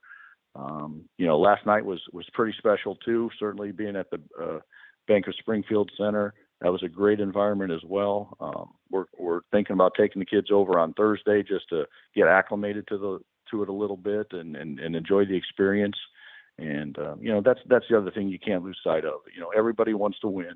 Everybody's going to do everything they can to prepare. But this is a once in a lifetime experience, and you got to learn to enjoy that and have fun while you're going through it, even though there may be some pressure and nerves and all that. But don't forget that this is supposed to be about fun, and hopefully we'll get to experience everything we can and enjoy it as much as we can while having fun and competing as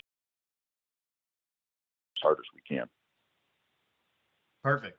Kenny, do you have anything else? No, you covered it all. All right. Any other media members, just to be fair? I want to jump in one more time. That will do it. Coach, thank you so much. We appreciate it.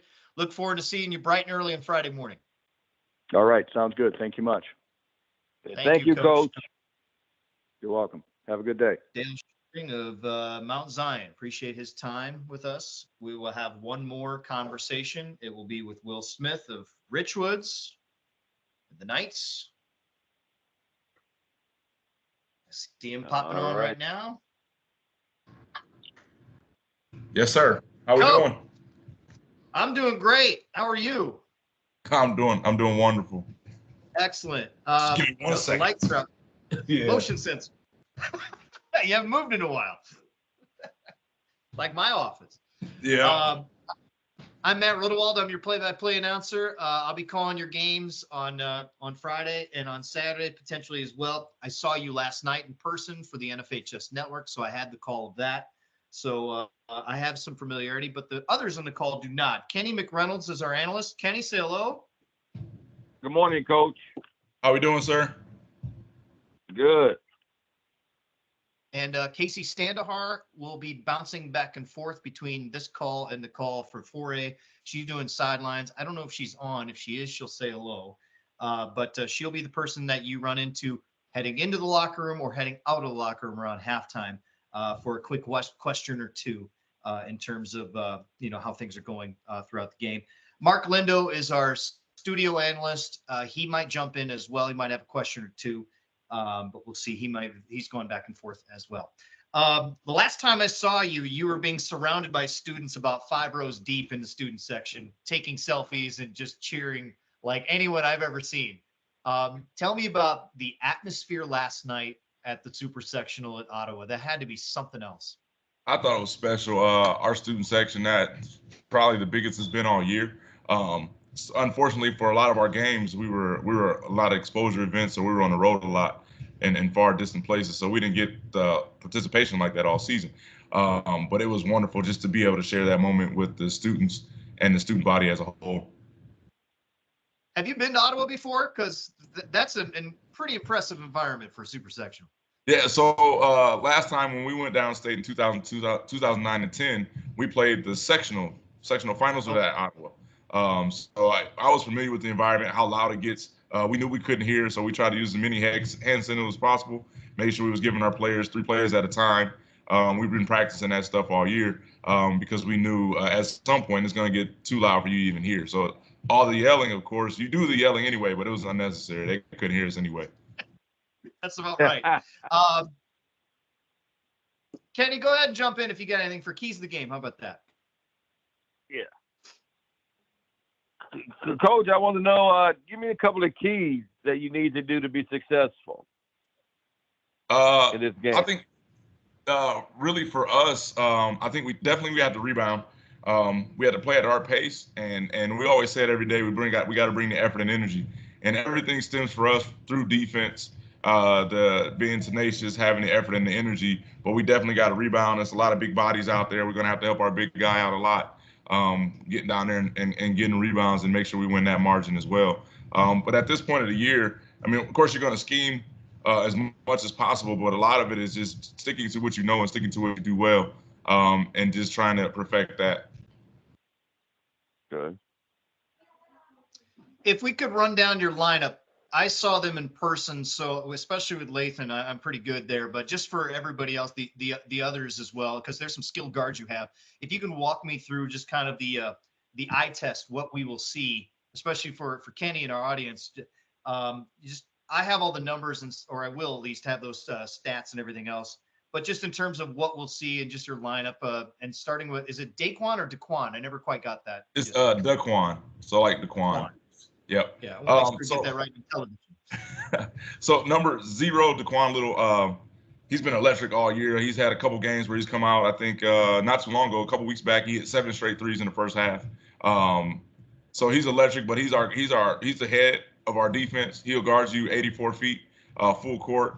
Really get us going there. He's a 3-level scorer, very, very smart player. Really gets after it in that fashion. And he kind of spearheads us there. He's a senior. Of course, we're senior heavy. He transferred in late last year. So this has been a fun year for him. And going on from there. Go ahead. And then it's okay. I'm on a and then that's the reason why doors are locked. Sorry. That's okay. That's fine. And then then we go number 2, Nick Louderman, who went down last night. I don't think he'll be playing. That's our sharpshooter, spreads the floor for us. He's a senior. He's been here for 4 years. He's been through the test of times, from us losing in the regionals to getting to the Sweet 16 last year to finally making it downstate this year. So he's a little bummed out about being injured, but he's still happy about the ride. And then the next starter will be number 4, Tavy Smith. He's an electric guard. I think he's one of the better guards in the state. Doesn't get quite the recognition that I think he should. Last year, he averaged almost 19 points a game. He was our leading scorer last year. He was IHSA honorable mention and IBCA honorable mention All-State, Big 12 All-Conference. He's an electric point guard. He took a back seat when we got the big fella because everybody can't score 18, 19 points when you're featuring. But he plays defense on both ends. He has a high motor. I think people saw his abilities last night to hit shots and get to the basket and get to the rim and also get stops. And then we have number 5, Jared Jackson, who's also a senior. He's been here for 4. He's been starting for me since he was a sophomore. And another just electric guard, big-time defender, big-time player, big-time rebounder. And he's second in rebounds. He's second in most of our categories except for scoring. And he really gets it done. He guards the other team's best player, unless they're above 6'8". But he's usually on them, and sometimes he has to go 6'8" too. And then of course the big fella in the middle, Lathan Somerville. Everybody knows him. He's been tremendous all season long. We had to get to know each other early because this is his first year too. So we had to work through the summers and get through that grind, and we're just clicking now on all cylinders and playing well. With Lathan, what have you wanted him to do? Because physical presence is one thing, and just being just a massive amount of space is one thing. But how have you worked on him from a skill standpoint, footwork standpoint? We saw a lot of that on display with Merez last night.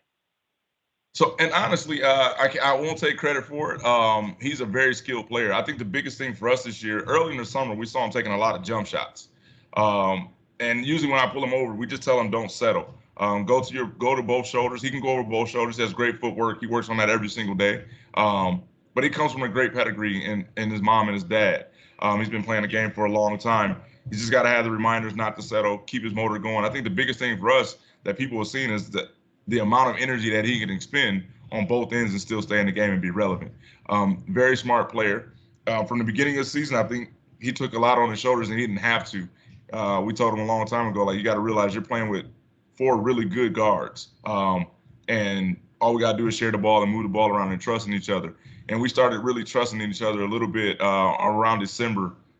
We lost the game to Hyde Park. And after that game, I thought we bonded and came together and started trusting each other on the floor. And he was a big catalyst of that, just being able to trust your teammates and work off of them. What happened in that Hyde Park game? What that really transpired into that bonding moment? We had to come over. That was our worst performance all season. As to date, we only scored 2 points in the first quarter. And it was just a lot of selfish basketball. Guys were trying to do it on their own. So it was a lot of this heart-to-heart moment. And we end up fighting back that entire game. We ended up losing by 1. We had a chance to win on the last-second shot or tie, one of the two. No, we lost by 3. We had a chance to tie it on the last-second shot, but fighting back that hard and relying on defense, because that was the first game where we was like, hey, our defense didn't bring it, and you can't turn defense on and off. it's got to be from all 9 guys that play. You got to be consistent with the energy and sustain that effort, and just realizing that they bonded together and understood the mission at hand, and we became a better team from it. Just to tie a bow on your starters, if Lauderman doesn't play, is it going to be Heron? I thought he was impressive off the bench last night. It will be Marlon. He's a junior, and he played for me last year as a sophomore. He didn't start, but he was off the bench, very instrumental part. He was our 7th man, our second guard off the bench last year, and he probably will be the starter with number 13. He's nursing the ankle injury, but he'll be back. And that's JD Etherly, but he'll be back for Friday. But Heron probably will be the starter. Okay, very good. Okay. This has been one of the best untalked about teams in the state. That's got to motivate you a little bit. 1,000%. We felt like we've been underdogs since early in the season. We knew that when the first rankings came out, we would be top 5. We were all surprised how fast we fell out of the top 10. And not that it's motivation, but when we played some top competition all summer long, and we knew we had top competition on schedule all year long. And to know that you're continuously winning, beating good teams, and not that you look at rankings, but sometimes it does help. So it was definitely a motivating factor to see some of these teams grow and play lesser teams, and us really not get talked about. We got put on the back burner. Because Metamora, of course, everybody had them. They were nationally ranked to start the season off top 15. They lose their first 3 games, and then all of a sudden the surgence around here in Central Illinois, and then Morton came along. So a lot of talk was Metamora, Morton, Normal Community, and we were kind of on the back burner. And then when the news came out that Manual and Notre Dame went down to 2A, it became to talk about them possibly making a state run at 2A, and Richwoods kind of like just fell off the map. So we definitely carry a chip on our shoulder from that.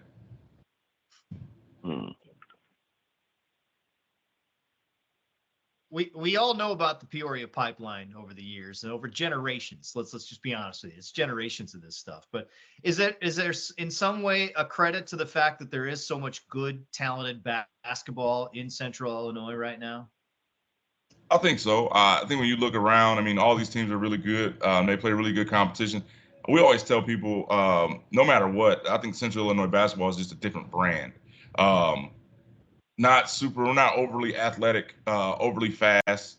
So a lot of things are based on, a lot of heart, grit, and technicalities and how you win basketball games. So a lot of great coaches in the area. And for a while, we weren't very talented. We all got to be honest in the Central Illinois area. But the last 3 years, I think we have been.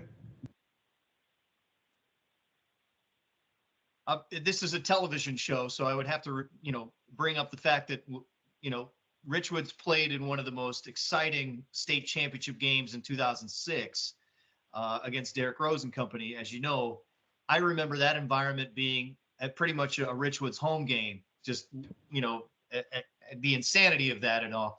But it's been that Richwoods has been on the doorstep of winning and not been able. Has that I'm sure it's crossed your mind over the years, but has it filtered down to the kids where it's like, let's be the team to do it? Yeah, 1,000%. We talk about it all the time. Richwoods has been in existence for 67 years. We got 4 second-place trophies. 4 second-place trophies, no first place. And all those teams are really good, just came up a little short.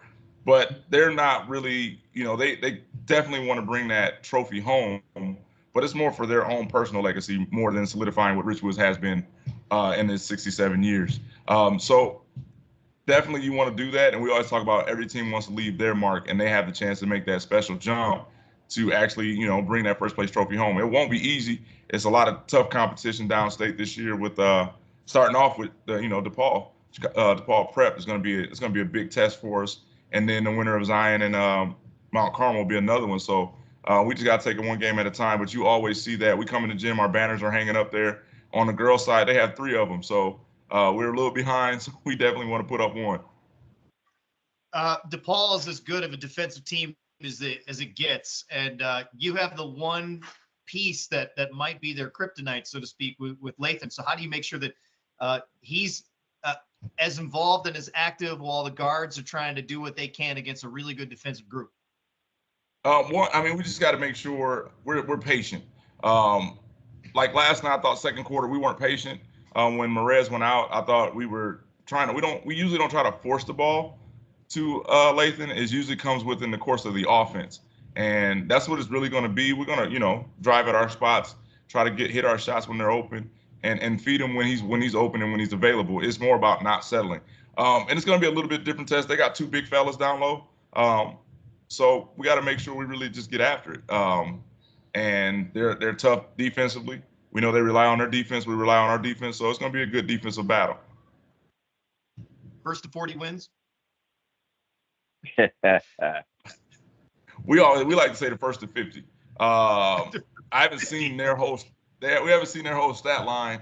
We always say the first to 50, and then whoever gets to 50 wins. That's actually a drill we have in practice. So we first team to 50, and then you got to hold the other team from not getting to 50, and you got to win your drill. So I think it's going to be first to 50, but it's really going to be the first one to get the jitters out. I know they went down there last year in 2A, so they got some experience, and they got some good players coming back, and they got a lot of experience coming back. So I think it's going to be the first one to get rid of jitters, and then after that ball will just start moving. What's the most important thing to get rid of the jitters with? One, I think it's just taking the environment. Take the environment in, take it in early. And then it usually, it's different for every player. So you can't really, prescribe how they're going to feel. Of course, they're going to be, they're super happy today. So a lot of that energy will still be there, and they'll get down there and they'll see the fans. Richwoods has usually a big turnout, and that usually helps get it. But jitters don't go away until the first layup goes in. Yeah.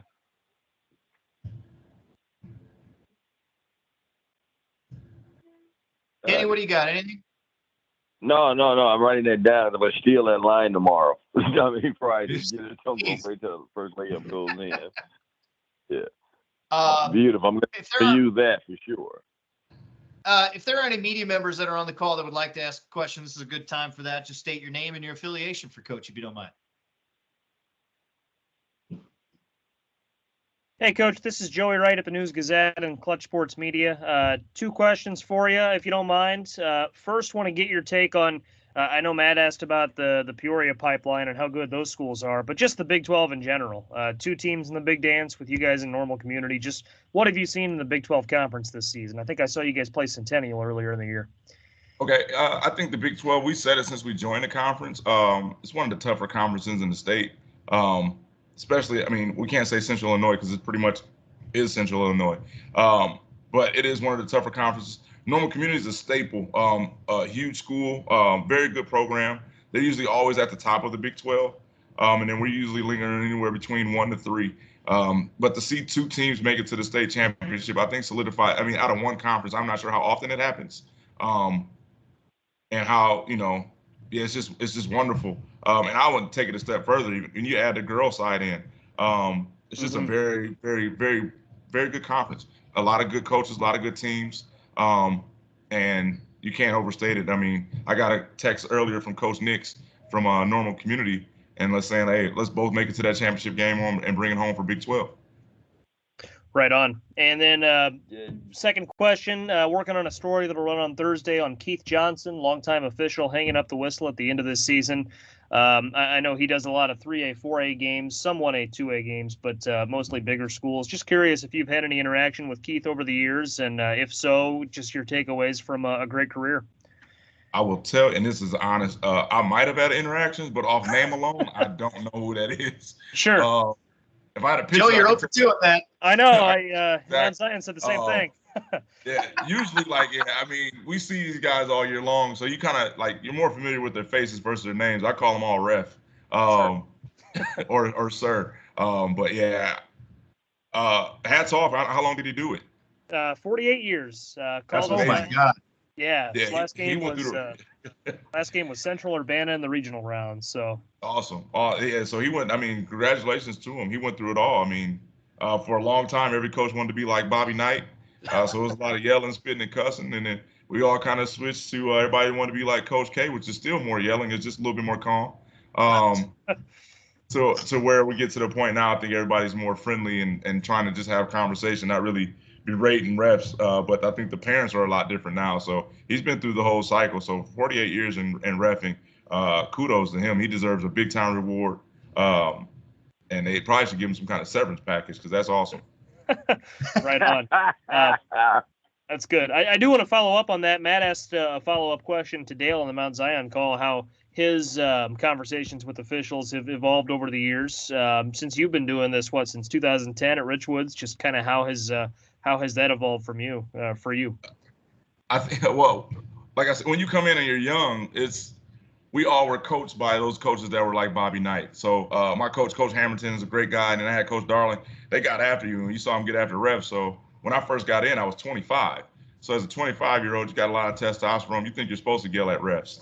So I think probably I'd say probably my first 6 years, it was just yelling at referees. I didn't, and then you learn to realize, like, you can do all the yelling you want to. They're not going to change their call. So I think now I'm just more cordial. Like the last 5 years, I try to say the minimal amount to a referee. I'll ask a question every once in a while. I never question their calls, and I just keep coaching on the floor because that's the easiest thing to do versus getting yourself upset with the guy that's making a judgment call that he sees. We're not all going to see the same thing. And I just try to keep that and keep the level head and keep the kids just playing basketball. The referees are going to blow the whistle or not blow the whistle. That's not your job to determine that or figure it out. You just got to do your role and do your part in the game. And my part of the game is not yelling at referees. Right on. Thanks, Will, and good luck this weekend. Thank you. And Joey, I'll add to that, I saw Will do something last night that I've never seen before. When you tried to call a timeout, you ran all the way over to the other 3-point line. I've never seen. I was like, oh my God! Oh, he's trying to get a timeout. Yeah, we had mentioned that in the huddle. And then I was like, hey, it's gonna be loud in here, so can I come and get you? And he was like, hey, you go as far as you have to get my attention. And that's what it was. Somebody sent me to film this. That was pretty funny because I did make it to the other 3-point line. I laughed on the air like I've never seen that before. And then Ty did it again too. The other way. It was just almost as bad. Just trying to get it. Yeah, I will tell you this. I've officiated for 15 years, and if anyone actually knows my name, like a coach says, "Hey, Matt," I'm like, "That's a special cat right there. You remembered my name," because I don't expect anyone to, and that's the thing. So sometimes you kind of want to blend in the background too. I can imagine Keith Johnson doesn't mind that at all. So sure. Anybody else have any questions before we let Coach go? Because he's got plenty to do other than chat with us all day. Yeah, well, I'm good. Kenny's good. I'm sure Casey will. We all have these recorded, so we're going to go back. So just to be clear, Lauderman's ankle, he probably not going to see him. And Etherly's dealing with something too. He kind of came up lame too. Yeah, he's got ankle soreness. We have our trainer, Alyssa, we have a really good training room. So he's been getting treatment all day. He'll be fine come Friday. We got, what's today? Tuesday, Wednesday, Thursday. To treat him. He'll be fine by hopefully Thursday when we leave out to actually recover. And as everybody knows, this time you're not really practicing hard. You're going through schemes, and that's it. We're gonna shoot some free throws, but he's getting treated. I think he has 4 treatments today, and then they'll all be in the ice bath tonight. So right after practice, and like you said, everybody's banged up, everybody's hurting. So it's really just get through it. She sent me the list. I was like, oh, so it looks like we're good except for Lauderman. And she sent the thumbs up and said, okay. All right. Well, thank you, Coach. Best of luck. We'll see you in Champaign. Thank you very much. Thank you, Coach. Thank you. All right. Hey, Matt. Yes. Yeah, okay, so thank you, meeting. Then we got appreciate it. So then we got 3 o'clock announcer's call, right? Yes, 3 o'clock. Okay. All right. I will talk with you All then. right. Thank you, sir. Thank you, sir. See you at 3. All right. Bye. Yep. Bye.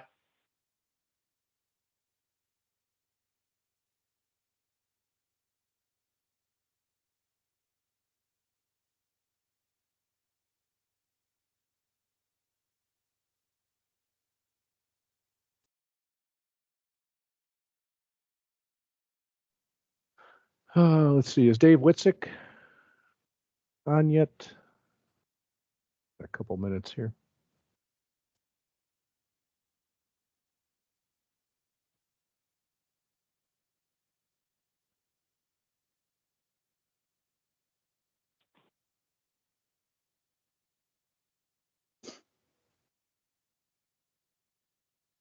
Hey Dave, I'm not sure if Jameer talked about this before I hop back on, but Kevin Dillard is one of his assistant coaches that Oh, that no, he won didn't. Mr. Basketball down at HF. I think that was 2008, I believe. But he's on the staff for that team, so it's a kind of interesting story and tidbit there. So Yeah. Yeah. No, he didn't mention it. Thanks.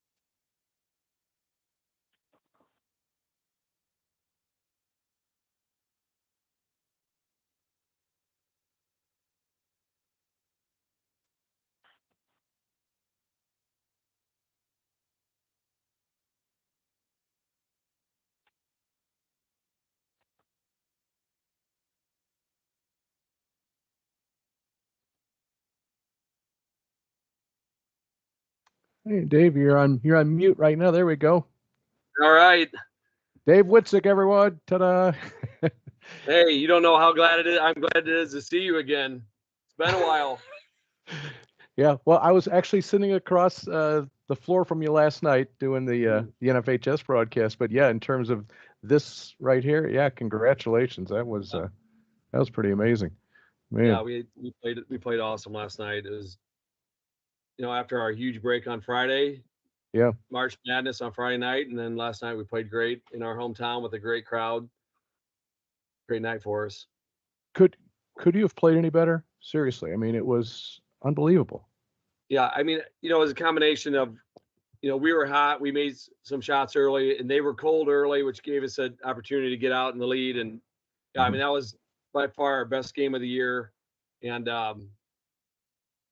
probably Downers Grove North for sure their worst shooting night of the year. So it was a great combination for us to have a great win last night. Mm-hmm. Wait, Dave Bernhardt will be doing play-by-play this weekend. Cameron Smith, Cameron's still on the line. He'll be analyst, and Casey Standahar will be on the sidelines, and she's jumping between the 3A calls and the 4A calls, so she'll be around as well. Okay, so what I saw last night, the rotation and everything, that's a typical starter / rotation. Okay. Right. Yeah. Since the playoffs have started, we have down to a 7-man rotation, and Kobe Walker. We're lucky to have 3 6'9" guys to throw in a rotation there. So Kobe does a good job when he comes in for our bigs, and then Connor Smith has been the guard off the bench. So Nico Newsom obviously plays more than what he did last night, but he got foul trouble. So, but that's kind of our top 7 that play.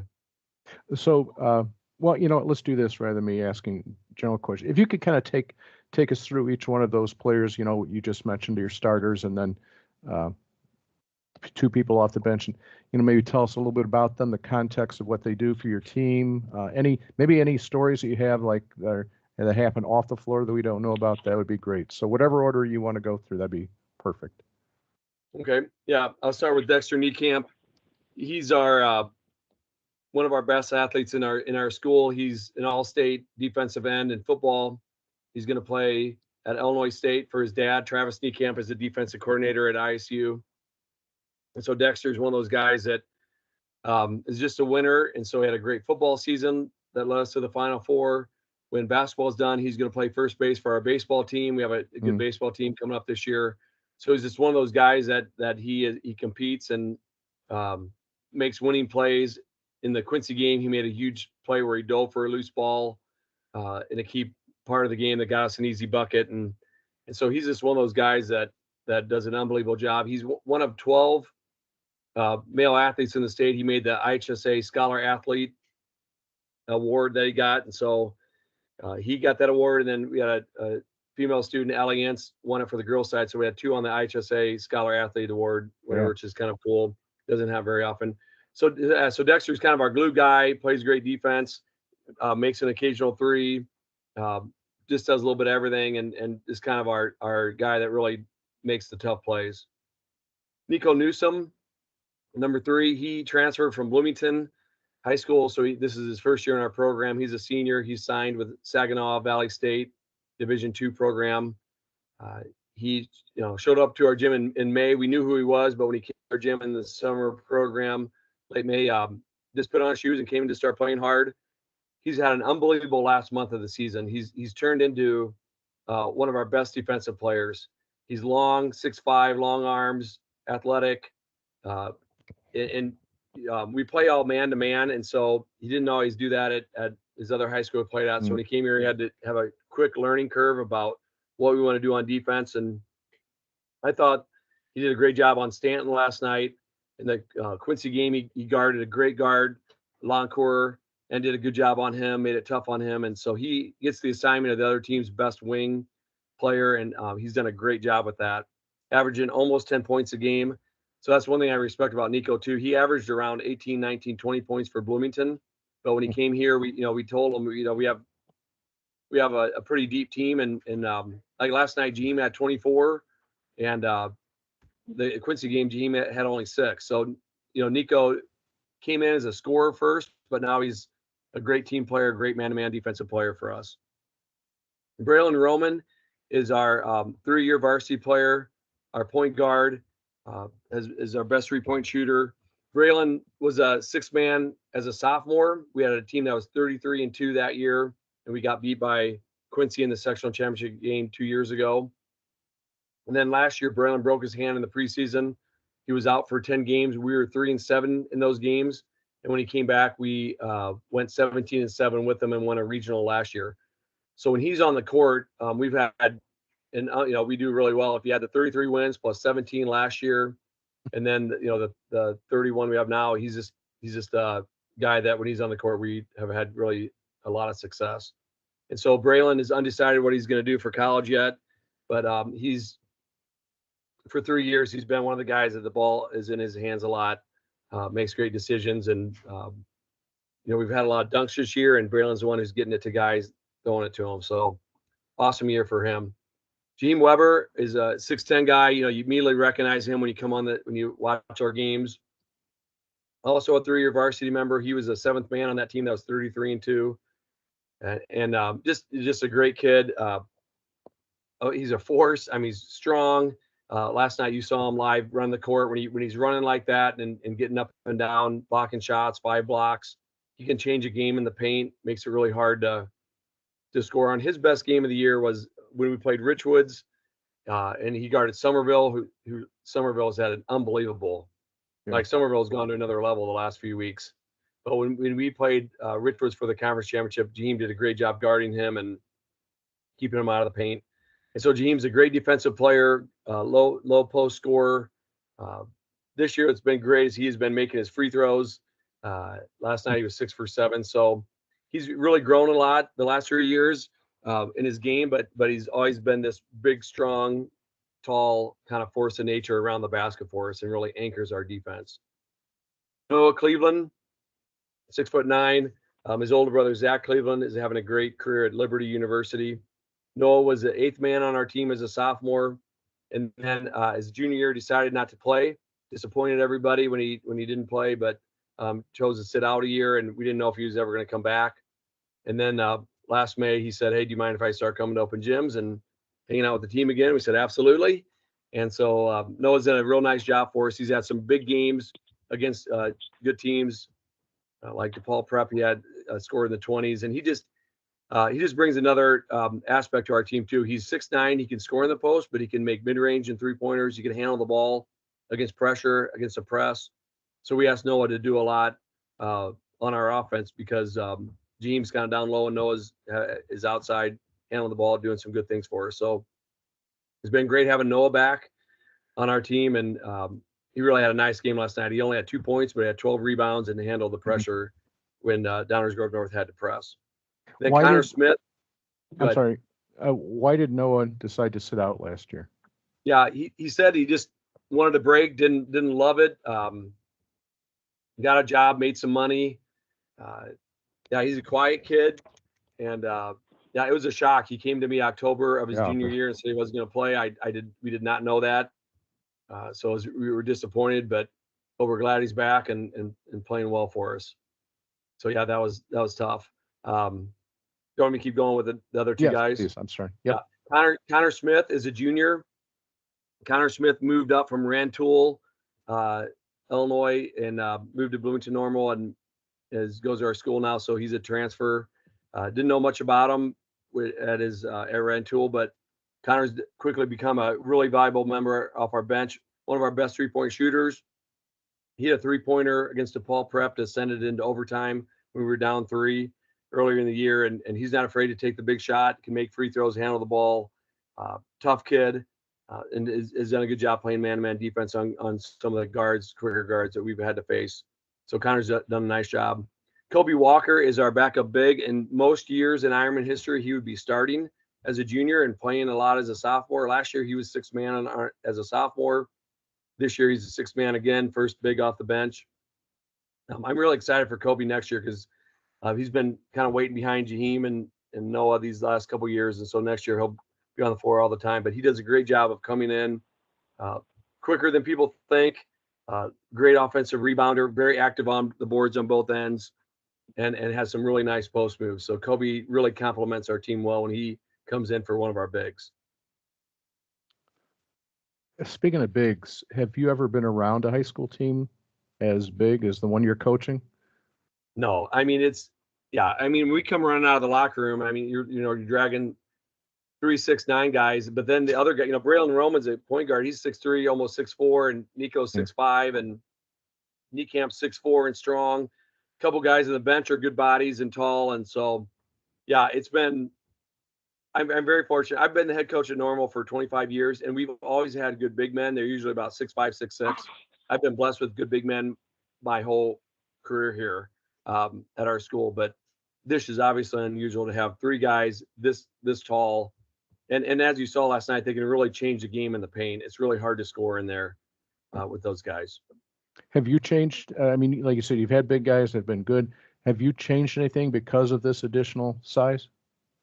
No, we've always played man to man, and there's some things we've had to do to because teams are constantly trying to drag Jaheim out of the paint, so we've had to be creative and try to figure out ways to keep our bigs down there. But with Noah's ability to handle the ball and to be able to play on the wing and attack from the wing, it really helps out. So he's 6'9", but he has some good guard skills out there. Mm-hmm. What about this schedule you played? I mean, holy cow! I mean, you talk about putting it together, not just playing great teams, but traveling to do so and playing so close to each other. Can you give us some insight into all of that? Yeah, it really opened up in the spring and early summer when we had some openings and Joe Heinrichsen called and people kind of knew with Jaheim and Braylon that we were going to have a good team, and so we had some great opportunities. Where Normal is at on the map geographically is an awesome place for Illinois high school basketball because we go north, we go south, we always go west to the Quad Cities, and so this year was one of a kind because it just these opportunities kept coming. And I'm thinking about we played in the Wheaton-Warrenville South shootout, and a team dropped out, and the great Coach Healy of Wheaton-Warrenville South called me and said, "Hey, do you want to play Downers Grove North? They could play one game. They have one game opening do you want to play them on Monday night? And we're like, absolutely. I mean, it was just fun. These games are great for us. The Highland Shootout was great to play Kenwood, and Thornton was great. In spring, we played them in Springfield. So we've been on the bus a lot. Yeah. Going out to the suburbs multiple times. And it's been a really fun experience to see the different gyms and to play the different teams. And our conference is great. Richwoods is going to state. I'm really proud of what they've done the last few weeks. And so our conference usually, prepares us for things, but this year the non-conference schedule was so fun. And, I'm meeting coaches like the Downers Grove North coach and DePaul Prep. All these guys are great coaches. They're prepared. It really challenges us as a program to be ready to play in these games. And so that's really helped us this year. Cameron is still with us. Cameron, you have some thoughts here? Questions for Coach Witzig? Hey, Coach, congratulations. I'm definitely looking forward to speaking to you a little more in depth in Champaign, but I'm excited to see your team, especially in person with the size that you guys have. I played Division I in Southern Illinois down in Carbondale. So a team that has, multiple 6'9" and a 6'10" guy and a 6'3" point guard. It's like, okay, how do you game plan against that if you're facing your team? But you've been intentional, as you mentioned, about your schedule and preparing yourself for the state tournament. But within that schedule, was there a certain game for you and your players that was a lesson in terms of it could have came in a loss, or was something that you learned from that game that helped you guys come together even more and gel together to become more of a unit? Yeah, the weekend that we played with Bonzi Valley and Downers Grove North was a good lesson weekend too. We had a fun weekend up at Wheaton. We stayed the night, but we played these teams that were really prepared. They guarded us different than some other teams were guarding us up to that point. And so we really had to kind of rethink a few things. Sometimes they didn't guard Noah out of the 3-point line. So we had to think about what we're going to do with that. And so we learned some lessons in those losses in January. And then the Metamora game was another one too. It was a game at Normal West shootout. Normal West had a great shootout this year. We played Metamora, a huge crowd, and they kind of took it to us. They out executed us. They were more disciplined. They really showed some flaws that we needed to work on in things like that. So I think that the losses really did help us, kept us humble. We came in preseason ranked number 1 on some polls, and then we got knocked down, which is fine. But we did get humbled in those losses, and some things showed up on the defensive end and not boxing out and just kind of sometimes using your size, but not being fundamental. So we had to really fine tune some things after those games. Are you surprised at times, Coach, when teams in opposition, they see your size and they try to force tempo and try to speed the game up, but you're kind of looking and say, well, we can play that style too. So how much do you pride yourself in making sure that you can play multiple styles to get wins? Yeah, this team can play different ways, and we've been in some low-scoring games that we have been able to win. One of the games is we beat Moline in the regular season, 31-29. They slowed it down, and we're also, because of our guards, Nico Newsom and Braylon Roman, they can go with people too, and so we're not afraid to play fast. And if we have to, teams are packing it in, we can wait to get a good shot too. And so that is one of the things that we're able to do. We're able to play different styles. Sometimes we've pressed more. Like last night, Downers Grove North, we did not press. We were mostly half court. But there were some games we had to press back into it, and we've had to do different things to help our team. And we have some. This is a group of guys that can do that. Some teams only can win one way. And I feel like we have some different ways we can win a ball game. All right, thanks, Coach. Looking forward to meeting you in Champaign. Yeah, I'm looking forward to seeing you down there too.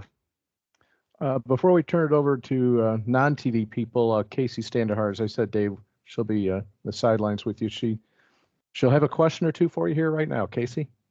Hi, Coach. Congratulations. I know the guys are talking more about game plan and execution, but I wanted to know a little bit about your team off the court, maybe anything they've done as a team bonding activity or something that the community has gone through, or it could be, something good or bad. I just want to tell stories that maybe the community would love to hear. Yeah. We've had, some typical team bonding, like team bowling, things like that. We did have a sad situation. We, every year we partner with our girls team for a mental health night where the girls and guys play games. We played Peoria High. The girls and guys. We had 4 games that night. It's called Stay Another Day. Is the company Normal Community Alumni students started a T-shirt business of mental health awareness. And so we had a game that night, and the day before we found out that one of our players, Jaden Norick, guy on our bench, his cousin took his life that night on Thursday before we had this mental health awareness night. So we kind of went through that a little bit, and here we are trying to talk about those things, and then we had someone personally affected by it. So that's something that kind of got our team talking a little bit as we promoted that, and our alumni students or program Stay Another Day. So that was kind of a unique thing that happened this year. Mm-hmm. On more of a positive note, though, I mean, it started in the summer. Kind of the chatter how good our team was going to be. We started seeing things on Twitter how tall we were and the tallest team in the state of Illinois and those things. So we kind of had a bullseye on our back the whole year, starting with game number 1, and our guys did a good job of embracing that, and we had to keep reminding their teams are coming for us. And like Waubonsie Valley did a great job. They had a great year, and that game was kind of a big game because people were criticizing their schedule, so they had a chance at us and won a game, and they really celebrate. They're really happy when Waubonsie was really happy when they beat us, and so we had to kind of wake up and realize teams were coming for us because of our height and some of the talk that we had starting in the summer. And so our guys, like I said, we got humbled at different times this year, and we just kept getting better. And now here we are heading to the final weekend of the season.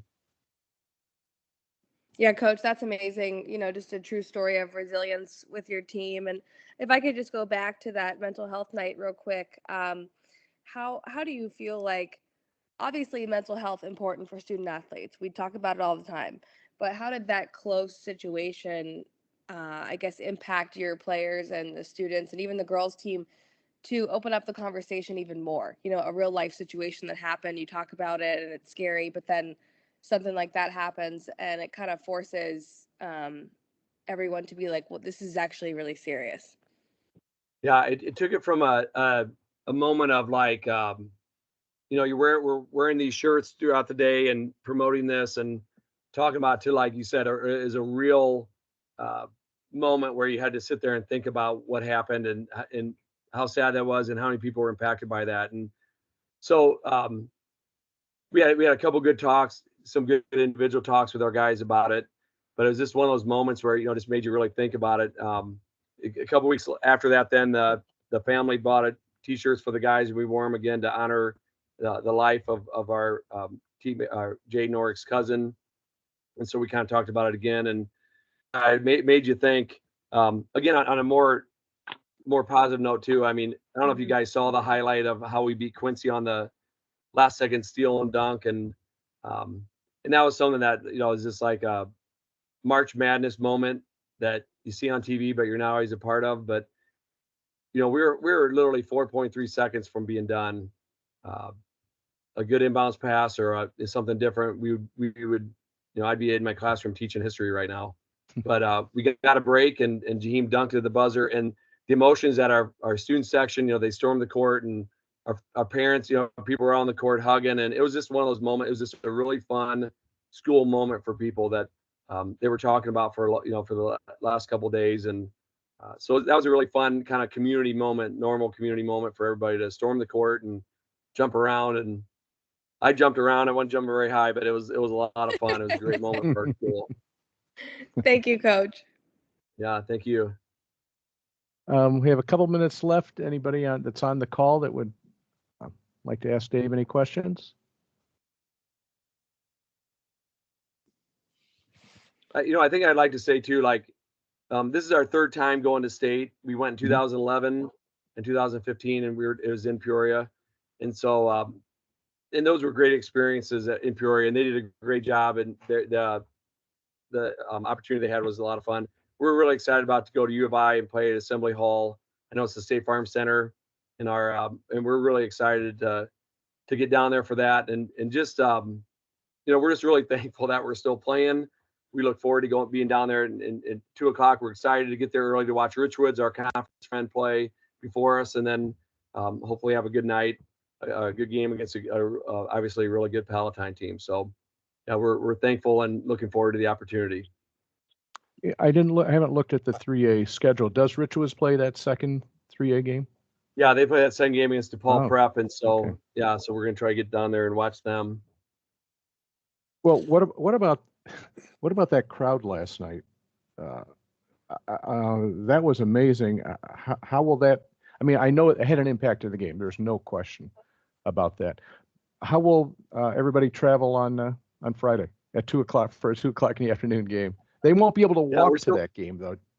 Yeah, we're still waiting to find out what the school situation is going to be. They're having meetings over at our unit office, so we're not sure about that. But the thing about, for Normal Community, if we can win a sectional championship game, which we've won it 3 times, and it's not easy because you got to go through the Molines and the Quincy's and Edwardsvilles and O'Fallons and all those teams. But if we can get to the super sectional game, it is such a big advantage for us to play at ISU. Mm-hmm. Like you said, it was an unbelievable home crowd. It was so fun, and the community came out and supported us. So that was when you come running out of that tunnel and you see we did a blackout last night. Right. To see how many people were there. It was just a great moment for our school and a lot of fun. And show up to school today and everyone's talking about it and getting excited for Friday. So I hope that everyone's able to travel Friday for that 2:00 game. And it's not that far. It's not that far. It's the next town over. So we travel there all the time for conference games. Champaign schools are in our conference, so we're looking forward to going back to Champaign again. Could I get a question in here real quick? Yeah, sure. Go for it, Scott Ritchie from the Champaign News Gazette. Dave, my Ironman insider Paul Krogmeyer tells me this is the best team he's seen at Community. Just how does this group maybe stack up against some of your other state teams? The 2015 team finished second in state, and we got beat by Stevenson, who had a great team, and of course Jalen Brunson was on that team. So people ask us all the time, how do you feel when you watch Jalen Brunson when he's playing for the Knicks? And said we're proud of that. If you're going to lose the state championship game, we might as well lose to an NBA player, and they had other great players on that team.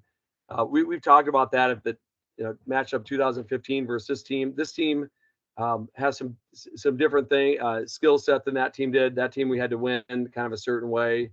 We had a great 3-point shooter, and we had some good big men on that team too. It'd be a great battle.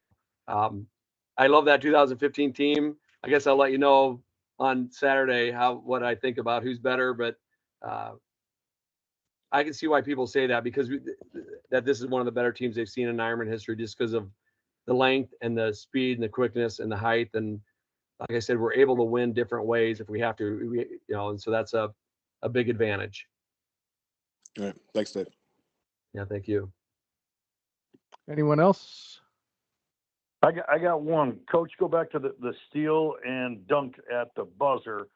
Strictly from an X&O coaching standpoint, what were you doing in that timeout? And was it the instruction switch all screens, or, that was miraculous. So what X&Os went into that? Yeah, the thing we knew is the inbounder could not move. So we put Jaheim Weber on the inbounder, and he's big and long, and then everybody else is deny, and we were hoping to get a 5 count. And when I watched it again, it was at 3.5 when they're on the referee's count. So we were hoping to get a 5 count, and then just hope for some miracle, because the next foul they would walk down there to shoot free throws. And Jaheim did a great job on the inbounder. He made him make a tough pass, but it was March Madness. It was the fact that the ball got inbounded right to Jaheim under the basket for a dunk near the buzzer was miraculous. And that's, you kind of feel like we're playing, we can play a little loose because we could be done, but instead I'm talking to you guys getting ready to go to Champaign. Well, Dave, good luck to you. It's been a great ride so far. Enjoy the next few days the best you can, and then we'll see you at State Farm Center. It's no longer the Assembly Hall. I know you slipped, as I have many times. So we will. Hey, I'm we'll one of the older guys. I've been in the Assembly Hall when it was the Assembly Hall for the state tournament. So as a fan, so it's going to be great to go to this. Of all places, I should say the State Farm Center, because State Farm headquarters here in our town and does so many things for our community. So yeah, I'm looking forward to going to the State Farm Center on Friday and seeing you guys in person. Good deal. Congrats, Dave. Yeah, thank you guys. We'll see you this weekend.